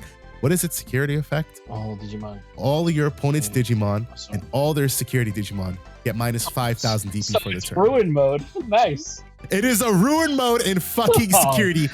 Yeah. Oh, wow. It literally, if you have a Kari in play, you could play it, whiff on it, or decide not to play anything off of it, and then put it on top of your security and say, haha, deal with it. That's hilarious. That's why that card in my Kintorismon deck is at 3 and Odin's is at 2. Because Odin is strong, that card is insanely good. And then, of course, you know, they run the Salamon. He runs the Pillowmon, which, yo, for a 1 of, this fucking Pillowmon put in the work. That man came through for no apparent reason. This Pillowmon put in the work, bro. They say, who wins? The big, bad, monstrous X-Antibody Croc or Little Sleepy Boy? Little Sleepy Boy wins every single time. Little Sleepy Boy. Awful Bite and Crush. He's got the 1 of Airdramon. Airdramon, for those of you who don't know, it searches your security stack. It's basically TK on a Digimon. Mm-hmm. Search security, Yep. reveal a card, add it to hand. If it's yellow, recover 1. For 5 costs. For 5 cost. Why not? Why not? He runs 4 Magna Anjumon OG because, again, SecCon 6k DP, it's Hell Scythe fodder. He runs the 1 Anjumon Ace and then 4 Magna Anjumon Ace and then 1 Azulong Ace. Just one with 1 Avenge Kid and 3 Venusmon and 3 Shadow Seraphimon. Seraphi's. He said, whatever the fuck you do, I have an answer for it. Which For is sure. most certainly like what we saw this weekend. the list is, I mean, I wouldn't say it's your standard SecCon list, because I've definitely seen a lot more like aggravating SecCon list where they're like, or Chaos Degree, or Lonky, or Hell Scythe, or Wyverns. And then the only Digimon is like, or Salamon, or Magna Angemon, maybe Well, all he did was Venusamon. He's playing 3 Lonky and then 1 Wyvern's Breath, so same concept still. No, I mean like his option lineup is not as big as some other option lineups I've seen. Okay, I got I you. think his target for Lamented Friendship. And he doesn't run Holy Wave and stuff like that. Oh yeah, shit, he doesn't run Holy Wave. I didn't even notice that. So that's another big thing. Yeah. So options in total for 8 removal options for 8. He runs 12 removal option. Or I guess 14 if you consider Revelation a removal option. Yeah. He runs 14 removal options. I have seen lists run 25 plus for sure. options. Their only Digimon is the Salamon, the Magna Angemon, the Dexmon, a level 6, like max like 20 Digimon. Yeah. And he runs like a fair bit. This is definitely like a SecCon list that I would play for sure. Props to Peter for, constructing the list. I don't know what his nationals list looked like, but I can only assume that it changed a little bit just to combat the BT15. I had quickly looked at it. The difference was really just the Revelations, I think. Okay. Oh, duh. And the Andre Womanes, right? Real quick. Makes sense. The Lament of Friendship. What do you think his target was? What was his target? What was he grabbing back with that? So Lament of Friendship lets you grab anything, any color Digimon from trash. That means you can play this. If your Avenged Kidmon was in security, okay, you can grab your Avenged Kidmon back. Okay. If you already went through your Azulong, all right, cool. I could use it again. Pull exactly. It back. You want Shadow Serafi back because you don't have one? It pulls anything back. So it's just super strong for that one purpose. It is what it is. I know some of y'all won't want to hear it, but SecCon 1, it was a meta call for sure, but it's also just Peter. Like, this is just what he plays every year. This is what he plays every year. I don't know. Where do we want to start on that part of the conversation, Dan? I know you kind of feel where I'm heading with this. Or do you? I'm not sure. I don't know where you're going with it at the moment. So the first part of this conversation I want to touch on is like the topic that SecCon, obviously, all right, I'll say it for what it is. First of all, SecCon is a toxic deck. Yes, it is. No. I don't think the deck is toxic. I think it's the player who makes it toxic. Here's the facts. The people don't like playing against SecCon. That's a fact. Yeah. SecCon enforces, or SecCon aggravates players. That's a fact. Mm-hmm. Why don't they like playing against SecCon? That's what I'll ask you guys. Sure. Okay. People don't like playing SecCon because it depends on the style of SecCon, right? You have those that Let's use Peters. Peters? Yes. Okay. So Peters type of SecCon, based on my knowledge of how his Nats finals was and his semis, I didn't watch the finals of the Worlds because I was already asleep by then. Didn't care to watch afterwards. But I'm pretty sure he played it. He's been playing this type of SecCon for the last year and a half. Because I know, not this Nats, the Nats prior. I have good memory of random people I sit next to. So he was next to me one time, and I remember him playing SecCon. And so like he's been a type of person that's been playing SecCon through and through, and he's just that type of dude. I don't know what he got his regional invite. Oh, I think he played Royal Knights, so that was his one-off. He probably made that the Royal Knights SecCon version, probably the way he plays SecCon, it seems. His version is basically, I am not going to win. I'm not going to lose. To me, that's frustrating as a player to watch someone try not to lose. I just hate the thought mentality of trying not to lose. That's my the thought process. Anything, not just in Digimon. I hate when sports do it, when teams do it. I despise that because it's like, you're here to play a game. You're here to try to win. Why are you not trying to win? Why are you just trying to hold them off and just let them do things? Because to me, that means once the person figures out that wall, it's over for you. That's in my opinion. That's how I look at it. Fortunately for him, I feel like his opponents didn't, took too long to figure out what his wall was, in a sense, especially for Worlds and in the Worlds time. And I think, to me, that's why Bryce won that. Because he figured it out. All right, it took him game one. Obviously, it took him game one to figure it out. Bryce figured it out on the snap. I won't say on the snap because he got bodied in game one. But game 2 and 3 faster than Take did. Yes. Game 2 and 3, he figured out how to play. Again, because of the style he plays, he only plays one style, which is he's never going to swing to security. He's going to purposely keep putting your stuff in security with Lonkies, with Chaos Degrade, and just watch you kill yourself out. Watch you deck yourself out. He's just going to wall you up and just like try to let you know. That's what he got the Shadow Seraphi's for. That's what he has Venusmon for, just to lock down the board. And that's why his recovery is really just Digimon. So Salamons. And what he's going to do with Salamons, if your Digimon suspended, he's going to purposely have his Salamon run into your Digimon. He's not even going to attack security if he doesn't have to. When he did have to was when time was on board. And that's what like annoys me to see that, because like, oh, now you swing to security. Because if it dies, time rules. So I think that's what a lot of people don't. I don't know if a lot of people, but that's why I don't like that style of Sekon. I will want you. I don't mind playing against Sekon if you're the type that's going to be attacking as well. If you're trying to win the game while you're doing Sekon shenanigans, you know what I'm saying? I think Varney's past us. He doesn't play it anymore. But when he was playing Sekon heavy, that's where I had to learn how to play against it.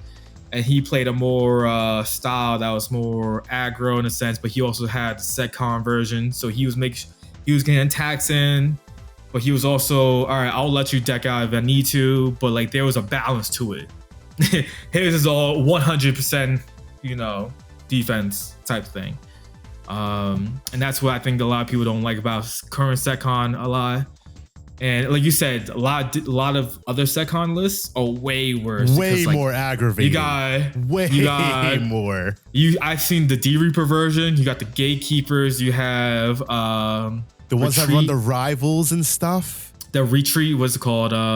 Tactical retreat. Tactical retreat. They'll bounce the stuff back. And there's also recovery and security. Holy Wave, obviously. And what are shenanigans that was recovering and doing a lot of stuff. His is like also like taxing because he's playing 4 cards. He's playing Digimon Emperor as well. Digimon Emperor slows down a lot of decks because you can't raise as a rookie. Right. You're going, get taxed 2 memory, and he has 2 on board. That's 4 at 3, or is it 1? I don't remember. Is it 2? When you raise, it's 2. You lose 2 memory. It's 2. It's 2. Yeah. And with the aces in today's game, I think aces make Sekon a better deck because you can just, all right, cool, I'll hard play a cheap recovery, and now I'm a blast Eva over it to get rid of your stack. And you don't care about losing that memory because, well, if they get rid of it, set memory, all right, cool. So I'll try to see if you get rid of my security. But yeah, I think that's why a lot of people don't like it. Usually, it's always draws. It always feels like most Sekons are always trying to get the draw going. Right. And it just never feels good in tournament settings. So I misspoke earlier. It wasn't security check. It is security checkpoint. I was right the fucking first time. Okay. It is the security checkpoint podcast. I listened to one of his episodes, specifically the episode that he was talking about Quantumon, because I was curious to hear what he had to say.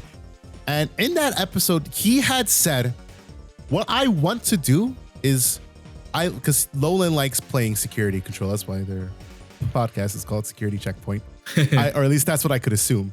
And he said what he wants in Sekon, or in his Sekon deck, is he wants to be able to control until he can win. And I was like, that is exactly what I want in my Sekon deck. And that's an answer I respect fully, because it's like, all right, cool. You're trying to get to there. You're trying to be like, all right, I could win without having to wait until you just die. And that's what the Quantumon version, because that shit was just crack watching it and it'll pop off. Yeah. And that's exactly what happened in that Quantum list. It was insane. he didn't care. He didn't even care about the overflow if it happened, because it's really just, it's the same concept as SecCon, but it is just, I'm going to control until I can win. And that is what I like. That is the SecCon that I play. That is why I don't play SecCon much anymore, because it's hard for me to play that style of deck. It's hard for me to build and enjoy that style of deck over just playing like actual control decks. I'd rather just play an actual control deck and prevent you from fucking hitting my security in the first place. Right. I.e. Machine Dramon. Why I picked back up my Machine Dramon pieces. Examon was a big one of its time. I got this Huge fucking Marvin's Machines jank that I'm building. That is, it's Machine Dramon at home. That's why I like the bunny deck a lot, because I can play it in a control manner, but it doesn't have to be a control deck. It can really just be a solid mid-range deck. And that's just, I mean, even Fenry to an extent, like Fenry is not a control deck. I'm not saying that. Fenry is, it is an OTK deck. It's going to fucking obliterate your security and it's going to run you the fuck over. But I can also play Fenry and be a little bit more flexible with its play style and have it adapt to the way that I play. And I really enjoy that. Like, that's why I'm enjoying these decks. And I have to agree with Nolan. Yeah, I play SecCon because it's really just control until I can get the win. And now here's my, I guess, the other side of that as well. Got it. Now, if you're playing against SecCon, you need to understand how to win the matchup. You can't just Yes. go in blindly and be thinking you're going to win just by doing your way. You have to learn and adapt ASAP the moment you see and notice a SecCon, because if you don't, then you're going to lose.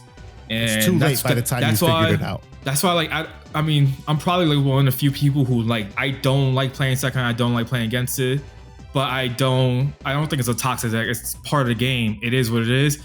So you have to learn and respect that matchup, because you just don't know when it will pop up. Again, like I said, I'm not a fan of it, but it is what it is type of thing. And if you're not prepared, you're going to lose. And that's what happened. And he took advantage of that, and props to him for being able to do it. Now,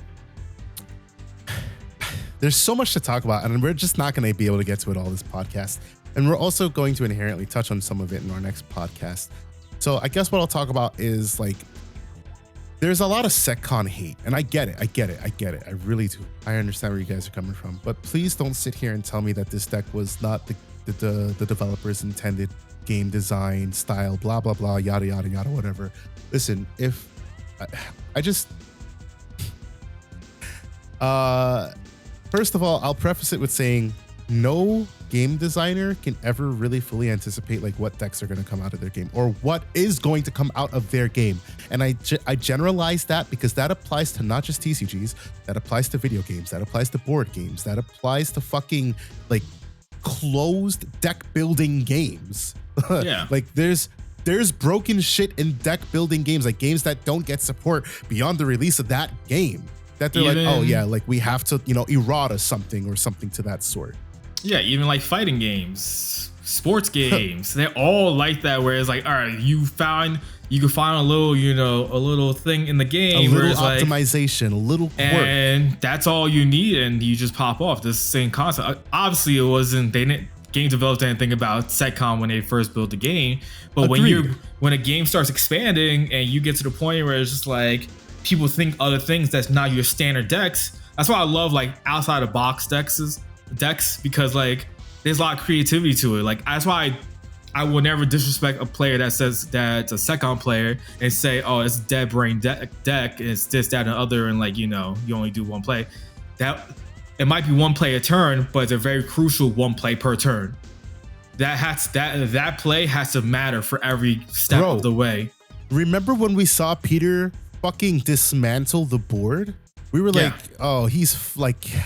He's about donezo. He fucking dismantled. I don't even remember like what it was. All I remember is that he dismantled the board, and I was like, shit, that's insane. Like just knowledge of your deck and how you're going to navigate it and how you're going to get around what the opponent, proposed to you.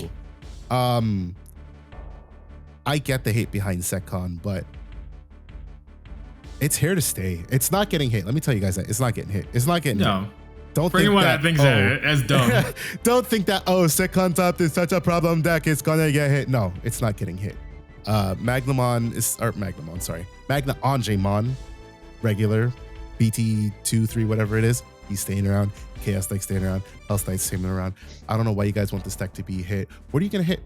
Tell me in the that's gonna be the poll questions. If you hit SecCon, what are you going to hit? And I want you to think about that very carefully. It doesn't matter because you just replace it with something else. And that loop is just going to continue to happen in that type of style of deck. I made that comment yesterday. Guy was like, every 4-of should be banned. I was like, every 4-of should be restricted. I said, all right, cool, let's look at it. Salamon should be restricted to 1. Old Magna Angemon should be restricted to 1. Magna Angemon Ace should be restricted to 1. Chaos Deck should be restricted to 1. Health Sight should be restricted to 1. And BT4 Kari should be restricted to 1 because he pointed out that I didn't call this card out. So I'm going to call it out here on podcast. It's a joke. Salamon should be restricted to 1. All right, cool. You'll play Harrismon or you'll play more Floodgate rookies. Magna Angemon will be restricted to 1. All right, maybe you just play a couple more Maycracks. Yeah, you do hit that. Sure, that does hit the deck a lot. You're definitely hitting more than just SecCon by hitting Magna Angemon Ace. But let's say you don't hit that one. Let's say you hit the old one. Play Maycrack, and there's definitely other good 6K ones that you can play. Just play the Angemon from the starter deck, Sec -2. That's just as annoying sometimes. Yeah. What else do we got here? If Venusmon was at 4, you hit her to 1. Yeah, that's a thing, but you can get away with not playing Venusmon. They did it before, they can do it again. BT4 Kari, all right. Just, maybe you play the Mimis, or you just play more memory gaining shit. Yeah, they'll go back to the Mimis if that's the case, or just go TK Kari, but I'll go 4 of that one instead. Yeah, exactly. Chaos Stag, Wyvern's Breath, put that up to 4. Lonky, put that up to 4. Hellscythe, that one is a big hit. I'll give you that one because of what that card facilitates. But then they're just gonna switch back. They're gonna actually switch to a SecCon that you're gonna hate, which is going to be, let me just play all the Fly Bullets and the Eden's Javelins and the Wyvern's Breaths and the Lonky Autostockos and the Chaos Stags and every other fucking removal option that I can fit in the fucking deck. You want to play against that? Do you want to play against that? Yeah, so like now. Here's what it really boils down to. Has SecCon ever been a tier 1 deck? No, it can't. SecCon tier 1 by design. I was gonna say SecCon has never been tier 1, nor do I ever think that SecCon can be tier 1. Exactly. At case closed, end of discussion. That's the only time a deck will get hit. Adrian, why can't SecCon be tier 1? Well, SecCon can't be tier 1 because the pure nature of the way that deck is built is to answer whatever existing meta there is. So there has to be a tier 1 deck or a tier 1 like there has to be like a triangle of tier 1 decks for a deck like SecCon to answer. And I think just by playing multiple card games throughout my life, I think the problem that people have with a deck like SecCon is not the deck itself, it's just what the deck stands for. You're not you're not playing the game like in a natural progression as like the game wants to play. You're not focusing on digivolving a stack, you're not focusing on turning sideways and attacking. So you're not really playing the game mechanically. What you're doing is you're not playing into their deck. Right. You're not playing into how your opponent wants you to play. What you're doing is you're literally saying, okay, I'm gonna build a you follow my tempo now. You're gonna play my game. I'm gonna build a 50 card deck that's going to literally answer everything that you're trying to do. And I think that's what people really have the problem with. But those decks have to exist because those decks can check problem decks so that things don't snowball and create a tier 0 format. So it's just, listen, if you have a problem with SecCon, I get it, but like, it's a hodgepodge deck. It's not an archetype specific. It's not, you're taking just cards and throwing them together and they just end up working. So it's a 50 card pile. It's a 50 card pile of shit. So it's like, there's always going to be decks that have alternative win cons. What I don't like is what Dan said. I don't like the mentality of I'm going to play not to lose instead of play to win. That I don't like because it's just bad sportsmanship in my opinion. I mean, I think we all grew up as athletes, so we're just wired that way. No, just you and I in this chat. Okay. I played freshman football, bitch. So I guess that's just the mentality of you play to win, not you play to not lose. But then again, defense wins championships. So I guess, it's Hey, tell that to the Falcons who are up 28-3. They played not to lose, and that's what happened. well, I mean, there's always an exception. That's to the rule, that's but why they don't have a fucking Super Bowl championship in the last X years. there's an exception. to No, the rule. but I agree with you. And SecCon decks, they're all decks that force you to play outside of the confines of your deck. So commenting on that, Take would have won. I 100% in my agree. belief, Take would have won if those time rules didn't exist, because Take's game 1, I was literally screaming, stop digivolving, stop drawing. Why are you digivolving into Dober X outside of the raising area? Stop. You don't need to draw. You don't even need to build a stack. Just stop. You need to switch your game plan. And going into games 2 and 3, he learned that very quickly. The problem was he learned it too late. And so this is the problem with SecCon and time in a nutshell. I think they had 55-minute rounds and then 5 minutes overtime. Something like that. Yeah, that's what it was. Sounds about right. Peter was not the slow player. And I'm not saying that Take was a slow player. And I'm specifically saying this because I've been arguing with Facebook I've been arguing with people on Facebook all week. Take was not slow playing. Take, you could legitimately see, damn, what do I do? Like, I felt that. I've been in those situations. For sure. I know that. What do I do? And in his game 1, he definitely took way more time than he needed to be able to efficiently win that match. I believe when they started game 2, there might have been 20, not even. Might have been 20 minutes, not even. It was something low. It was definitely less than 30, meaning that first match took anywhere from like 25 to 30 minutes. It might have been like 30 to 40, because that first one was a grind out. That is way too long for one match against SecCon, because SecCon is not the one. It's almost never the one that is slow playing. They really are. I mean, yes, we make fun of it, but a lot of times it really is just either play one card, pass, or just pass. And we literally, turn would pop over to Peter. Peter would be like, pass, right? Yeah, he did that a few times for sure. So the onus is on you as the opposing player, like to speed up if you want to try to win and not win in time, or not lose in time, I should say, not win.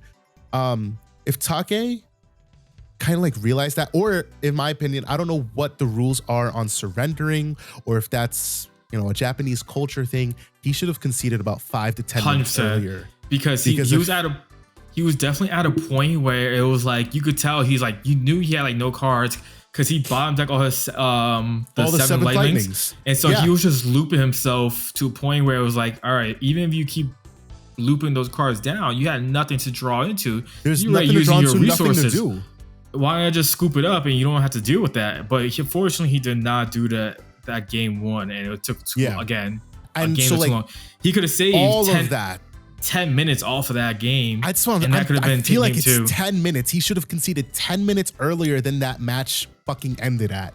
And if he did, it's entirely possible that he could have won that match, because he would have had more time to win that third game. Because we saw in the second game, like, obviously, you need a little bit of luck on your side, but he fucking went Leviah X 3 checks and delete the thing to unsuspend. If I don't hit Chaos Stag, I win. Yeah. And that's what happened. Didn't hit Chaos Stag. I just remember the end of the game. He swung 3 checks. It was Magna Ace, and then it was Venusmon, and then he swung whatever else he swung for the game. So like you have to sometimes take those risks, especially if you have a stack that has like multiple sec attack +1s, like in Greymon, for example. Oh yeah. And clearly Levi, right? You're doing 3 checks with Levi X. You have to at times willing to risk a stack early on to see what the security is looking like, in my opinion. Yeah. And that's what he ended up doing. If you hit Chaos Stag on the first check, It was going to be there whether you hit it now or you hit it 10 turns from now. You might as well get it out the way. Exactly. Or if you're able to spam bodies, you spam bodies and then you swing out. So like there's different ways to navigate it. And it all depends on how it looks on like your style of deck or whatever, you know? Right. Yeah. So I'm saying I think Take wins that game with more time, but he also shot himself in the foot. That's my personal opinion. Frozen, on the other hand. Now, Dan wasn't awake for the finals match. Frozen is Peter? Frozen is the second place. What happened? Who's Frozen? He asked who Frozen was. He's Frozen is the second EU place Leviamon EU Germany player. Yeah, Germany player. So he was. I believe he lost to Peter in the finals. He lost to Peter in the finals, correct. Okay, got you. Continue. Frozen played a good game one. I think he had like one like misplay, but not like an egregious misplay, but he won game one. And I was like, damn, like he came out the gates and fucking like did it. Cool. I want to say, I don't remember how much time was left on the clock, but I kid you the fuck not when I tell you that if there was 35 minutes left on the clock, that out of 35 minutes of game two, Frozen used about 32 minutes of that clock. Time of possession. Nice. Yeah, straight time of possession. Against a deck that wants that. You know, that's great. He straight up, I know exactly what his game plan was, and this is why it pissed me off. And I'll tell you why it pissed me off. He wanted to like draw game two so he can get the win. He won game one, and he was riding on the game one win to coast him to a win in time for that game two. Because what happens in Digimon is if you win game one, you go to time and you tie. The player who won game one wins the match. I don't know if time rules were different for the finals match, but that's how it plays out over here. And that's what I think he was gunning for. Now, I know they explained there is a set of time rules that specifically apply to finals, blah, blah, blah. I don't know about those. I really don't. I don't know where to find them because all this information is fucking everywhere. Nothing is in a central place. Why the fuck does finals even have a different rule set? Why is finals even timed? That's neither here nor there. That's neither here nor fucking there. I was about to say, that was the same con. He legit played not to lose again, and that's what effed him over. Exactly. Now, here's my gripe with Frozen. This man's came out. They introduced the top four. They asked every player, you know, what do you think? What's your thoughts going into this, blah, blah, blah. You know what Frozen said? Frozen said, I already beat all the guys standing next to me on stage in Swiss, and I'm confident that I can do it again. And I said, I respect that answer, 100%. I said, hey, yo, that's some mad ass shit talk. But you know what? He was undefeated in Swiss. He can talk his shit. I hope he can back it up. Now, he beat Peter in Swiss, right? He beat Sekon in Swiss. He beat all his other opponents, right? He beat his first opponent in the semifinals.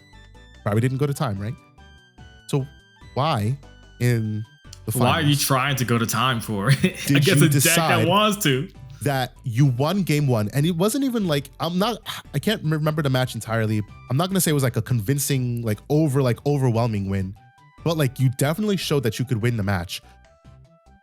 Why bother trying to go to time for game two instead of just wiping your opponent? 2 games done. Oh look, there's still 25 minutes left on the clock. I wiped him up. Why? Why didn't you do that? How much time did it take him to win game one? I don't remember, but I want to say it was like 20 to 25 minutes. So if it's north of 20 minutes to win game one, and you have a 55-minute round with 5 minutes of overtime. So let's say, for argument's sake, it took him 25 minutes to win game one. He would have still had 30 minutes. They basically had an hour. Right. They basically had an hour to complete their matches. Right. So let's say he had 30 minutes left going into game two. Percentages and like probability, I can see where the mindset was like, oh, it took me that long to win game one, let me just kind of turtle it out. But it's the psychology behind it, right? It's the game within the game, like we talked about earlier. You're playing again, you're playing not to lose, and now he's playing not to lose against a deck that is playing not to lose. You're gonna lose. You're gonna lose. Exactly. The way of beating decks like that is to just go. You gotta smash him. You gotta go. If you were that confident about that, why is your mentality not to lose for that? Your mentality should have been to win, right. Which makes no sense to me. If you're going to talk, I said this before, and I'm probably in the minority on this, but like I had no issue with the shit talk. I had no problem with you saying, "Hey, what do you think? Hey, I beat them before. I can do it again." Yeah, but I have zero problem with that. The pressure got to him because where's that confidence in the finals, right? If he won game one, he would just go. He won game one. Yeah, just go. Exactly. Why are you changing it now? Why? Yeah, exactly. But why is your mentality to not to lose? Like, why would you play defense like that and just like, all right, men boost.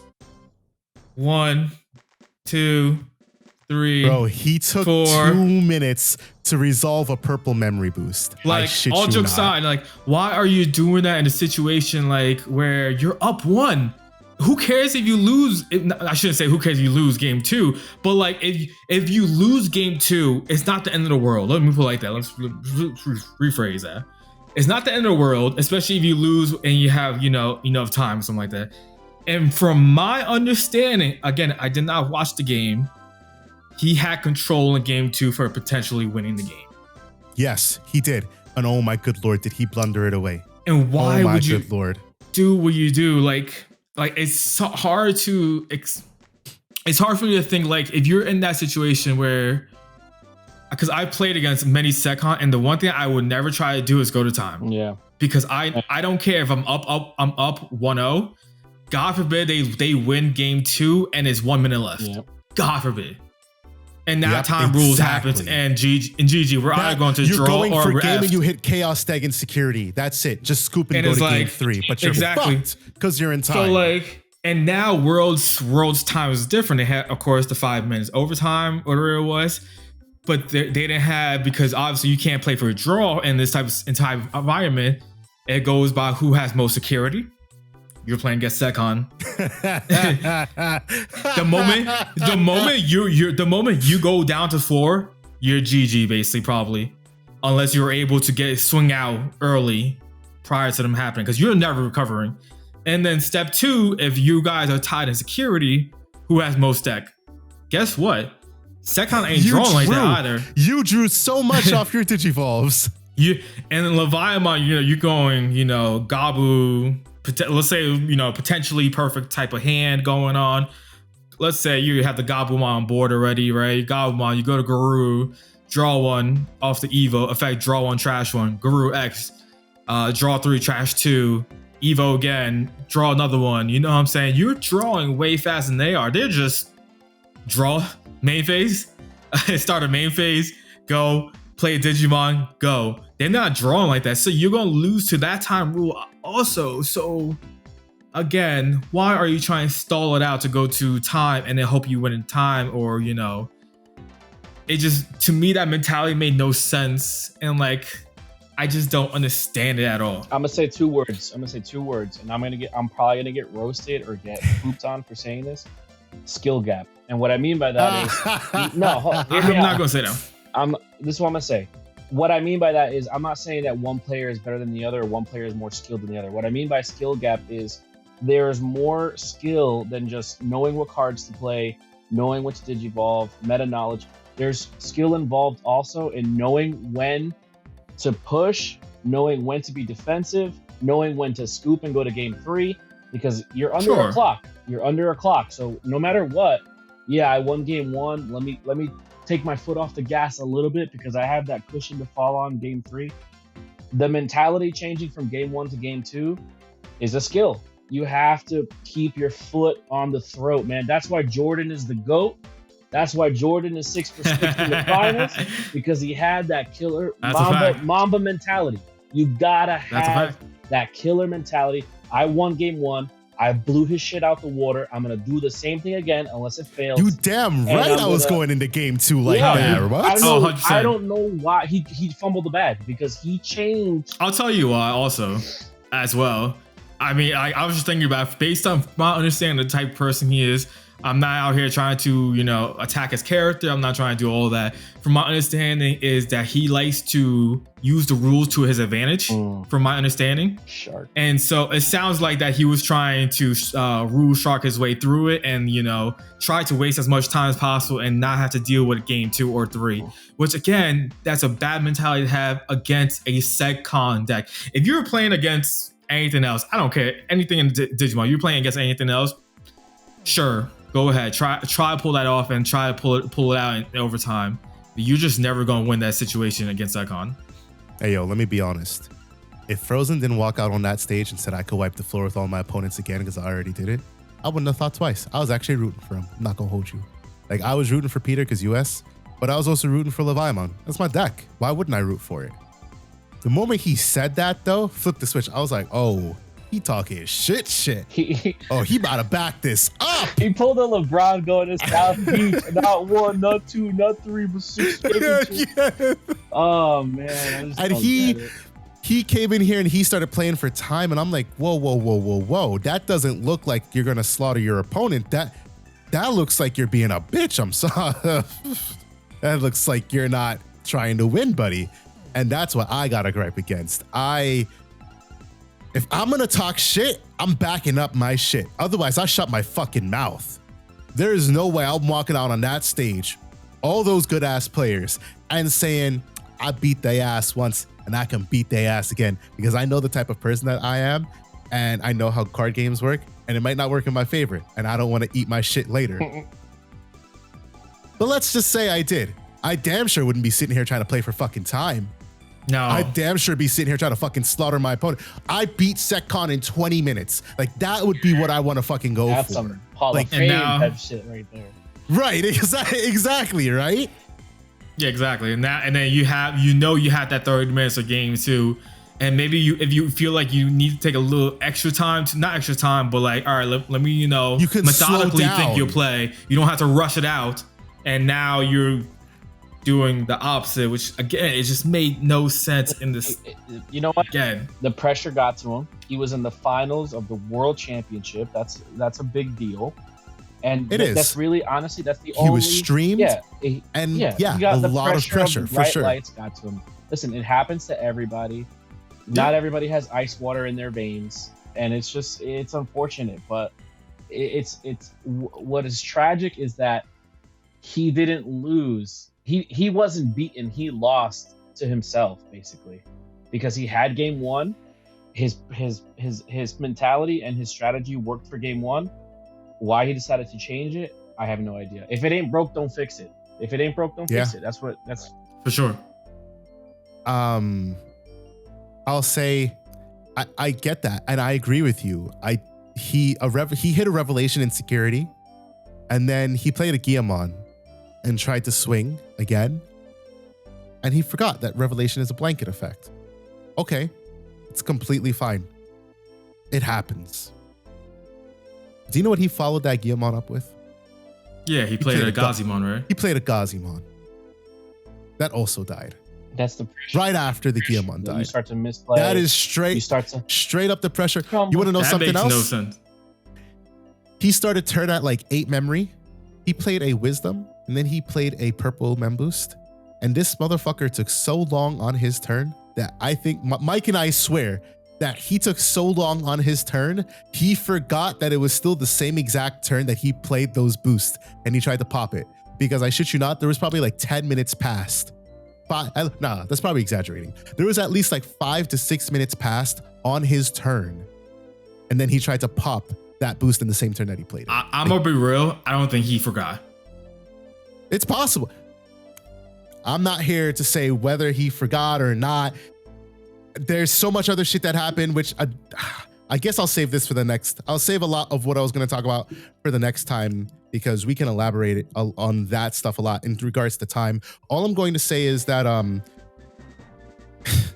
a judge should never take your deck and shuffle it. Oh, God. After you've played. What? Oh, God. Oh, you didn't hear about it. He told me this yesterday. Right. I was like, no way, dude. So in that same exact turn that he played the Wisdom and then the purple memory boost, I didn't see it because I wasn't paying attention at that exact moment. Somehow he flipped the top card of his deck, and the top card of his deck got revealed. The judge came over and took his deck and shuffled his deck. What? Bro, my man dug 6 cards, right? He dug 6 cards, added 2. So he bottom decked 4 cards, and the judge came over and shuffled his deck to repair game state. That was the judge's, what? That was the judge's decision. I'll find it on stream and send it to you later. That's crazy. The judge shuffled his fucking deck. In a game that doesn't shuffle. The judge shuffled the fucking deck. I'm not even coming at him for that. I don't know what happened with the card. I don't know if he flipped it on intentionally or what happened. The judge shuffled the fucking deck. And I'm really putting the emphasis on that to let you guys know about what the next thing I'm about to say is. I have sources that told me He said I got sources. Peter asked about slow play to the judges, and the judges said to Peter, that is not slow play, that is slowly progressing game state. Because that makes sense. That's slow playing. What are you talking about? Hey, yo. HD. What the fuck is slowly progressing? Yeah, that's wild. I want you to sit here and define to me what the fuck slowly progressing is. Taking your What does that mean? It means that he was taking enough actions that doesn't constitute slow play because he was advancing game state every 2 minutes. There's no way.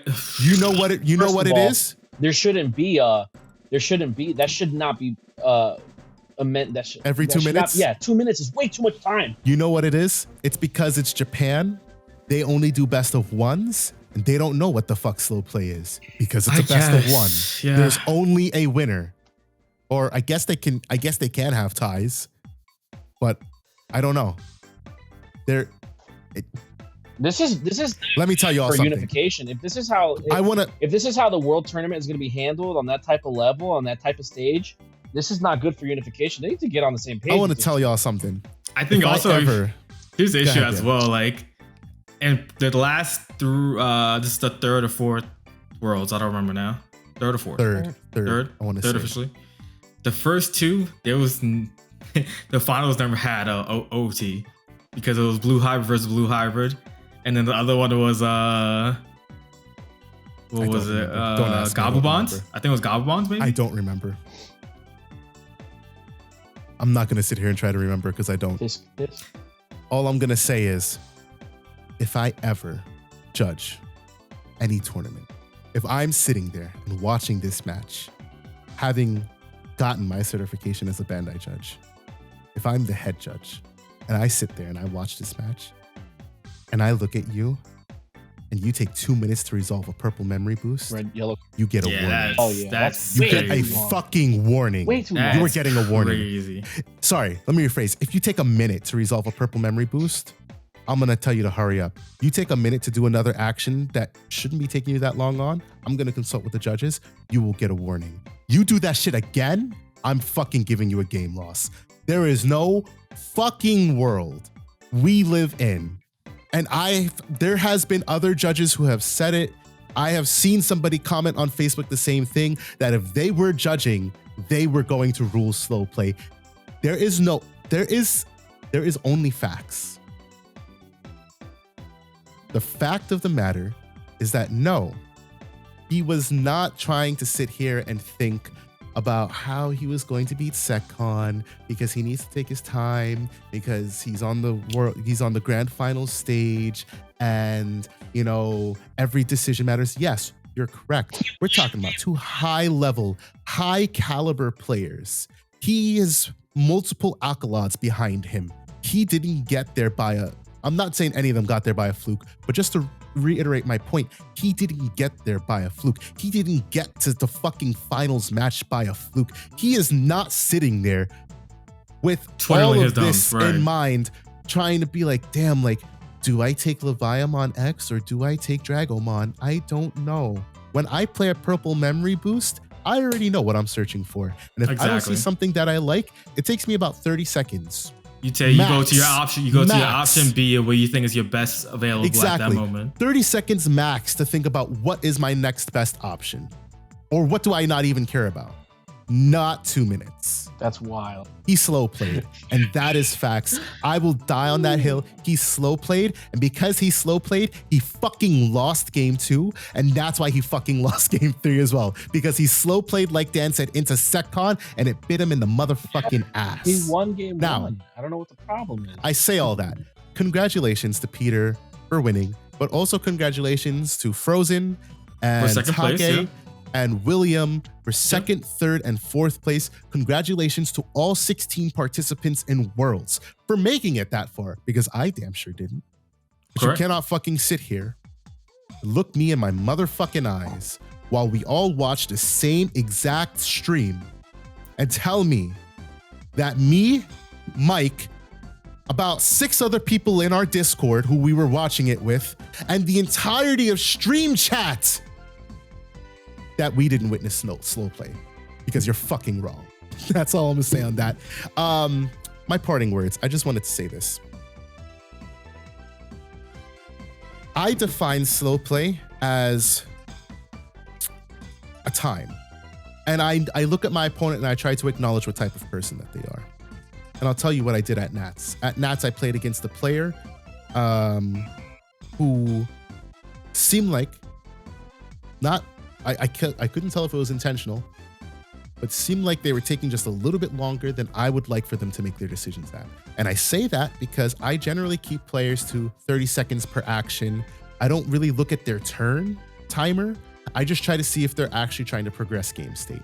If you're sitting here and you literally do nothing for 30 seconds, and I'm not even hearing anything, that's why I'm vocal. I'm like, do I want to, and then I'm like thinking, I try to verbalize everything. I try to make it look like I'm still here, especially over webcam. I know what I'm doing. 30 seconds, I'm lenient. When we get to a minute, you haven't done anything. And that's what happened at Nats. I was like, yo, bro, I'm not trying to rush you. I'm not trying to go to time. Or I don't want to go to time. I need you to hurry up before I call a judge. He hurried up. I did beat him, but he hurried up. And I know confrontation is hard, right? You know, it's hard to say, hey, can you hurry up? But please, guys, do not let anybody fucking slow play you. If it feels like they're slow playing you, they might be slow playing you. And I say that because it's like, they could literally just be taking a little bit longer on a certain decision or whatever. But if it feels like they're slow playing you, it doesn't even hurt to call a judge and be like, hey, I just want to make sure that this game is progressing. The presence of a judge means its weight.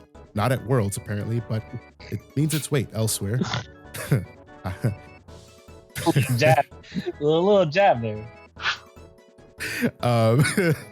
No, because somebody said on Facebook, well, judges were sitting right there. If it was slow play, they would have ruled it. No, because it was slowly progressing. Because that's the judges from. Where were the judges from? Japan. Where they don't play best of threes, so they don't worry about time. Probably. Who? They don't have to. Yeah. The two Worry players about in the time finals. rules. One was American and one was from EU. Yeah. Yes. So it was NA. Should have been meta. an American judge and a European judge, and that was it. I mean, let's That's- spade a spade. I think they should have had, if you're gonna have Worlds, you should probably have at least like one official head judge from like each Each region. presentation. each region. Yeah. Yeah. If it feels like you are being slow played, don't hesitate to call it out, please. That's why I tell everybody in our tournaments, if you feel like you're, because we have had this conversation about slow play before. And I have said, if you feel like your opponent is slow playing you, call a judge. And unfortunately for some players, it doesn't work because players have said that, oh, the judge just said, nothing you can do about it. Or just, it was some dumb response. I've heard that before, yeah. I will tell you, if you call a judge, if you call for me in a tournament and you're like, yeah, my opponent's slow playing, and I witness that slow play, I will call them the fuck out. I will issue warning. And then on second warning, I will fucking game loss. No shot. I don't deal with that shit. I don't deal with cheating. I don't deal with slow play. To me, that's unsportsmanlike conduct. And in football, that's a fucking 15-yard penalty and loss of a down. Fuck that shit.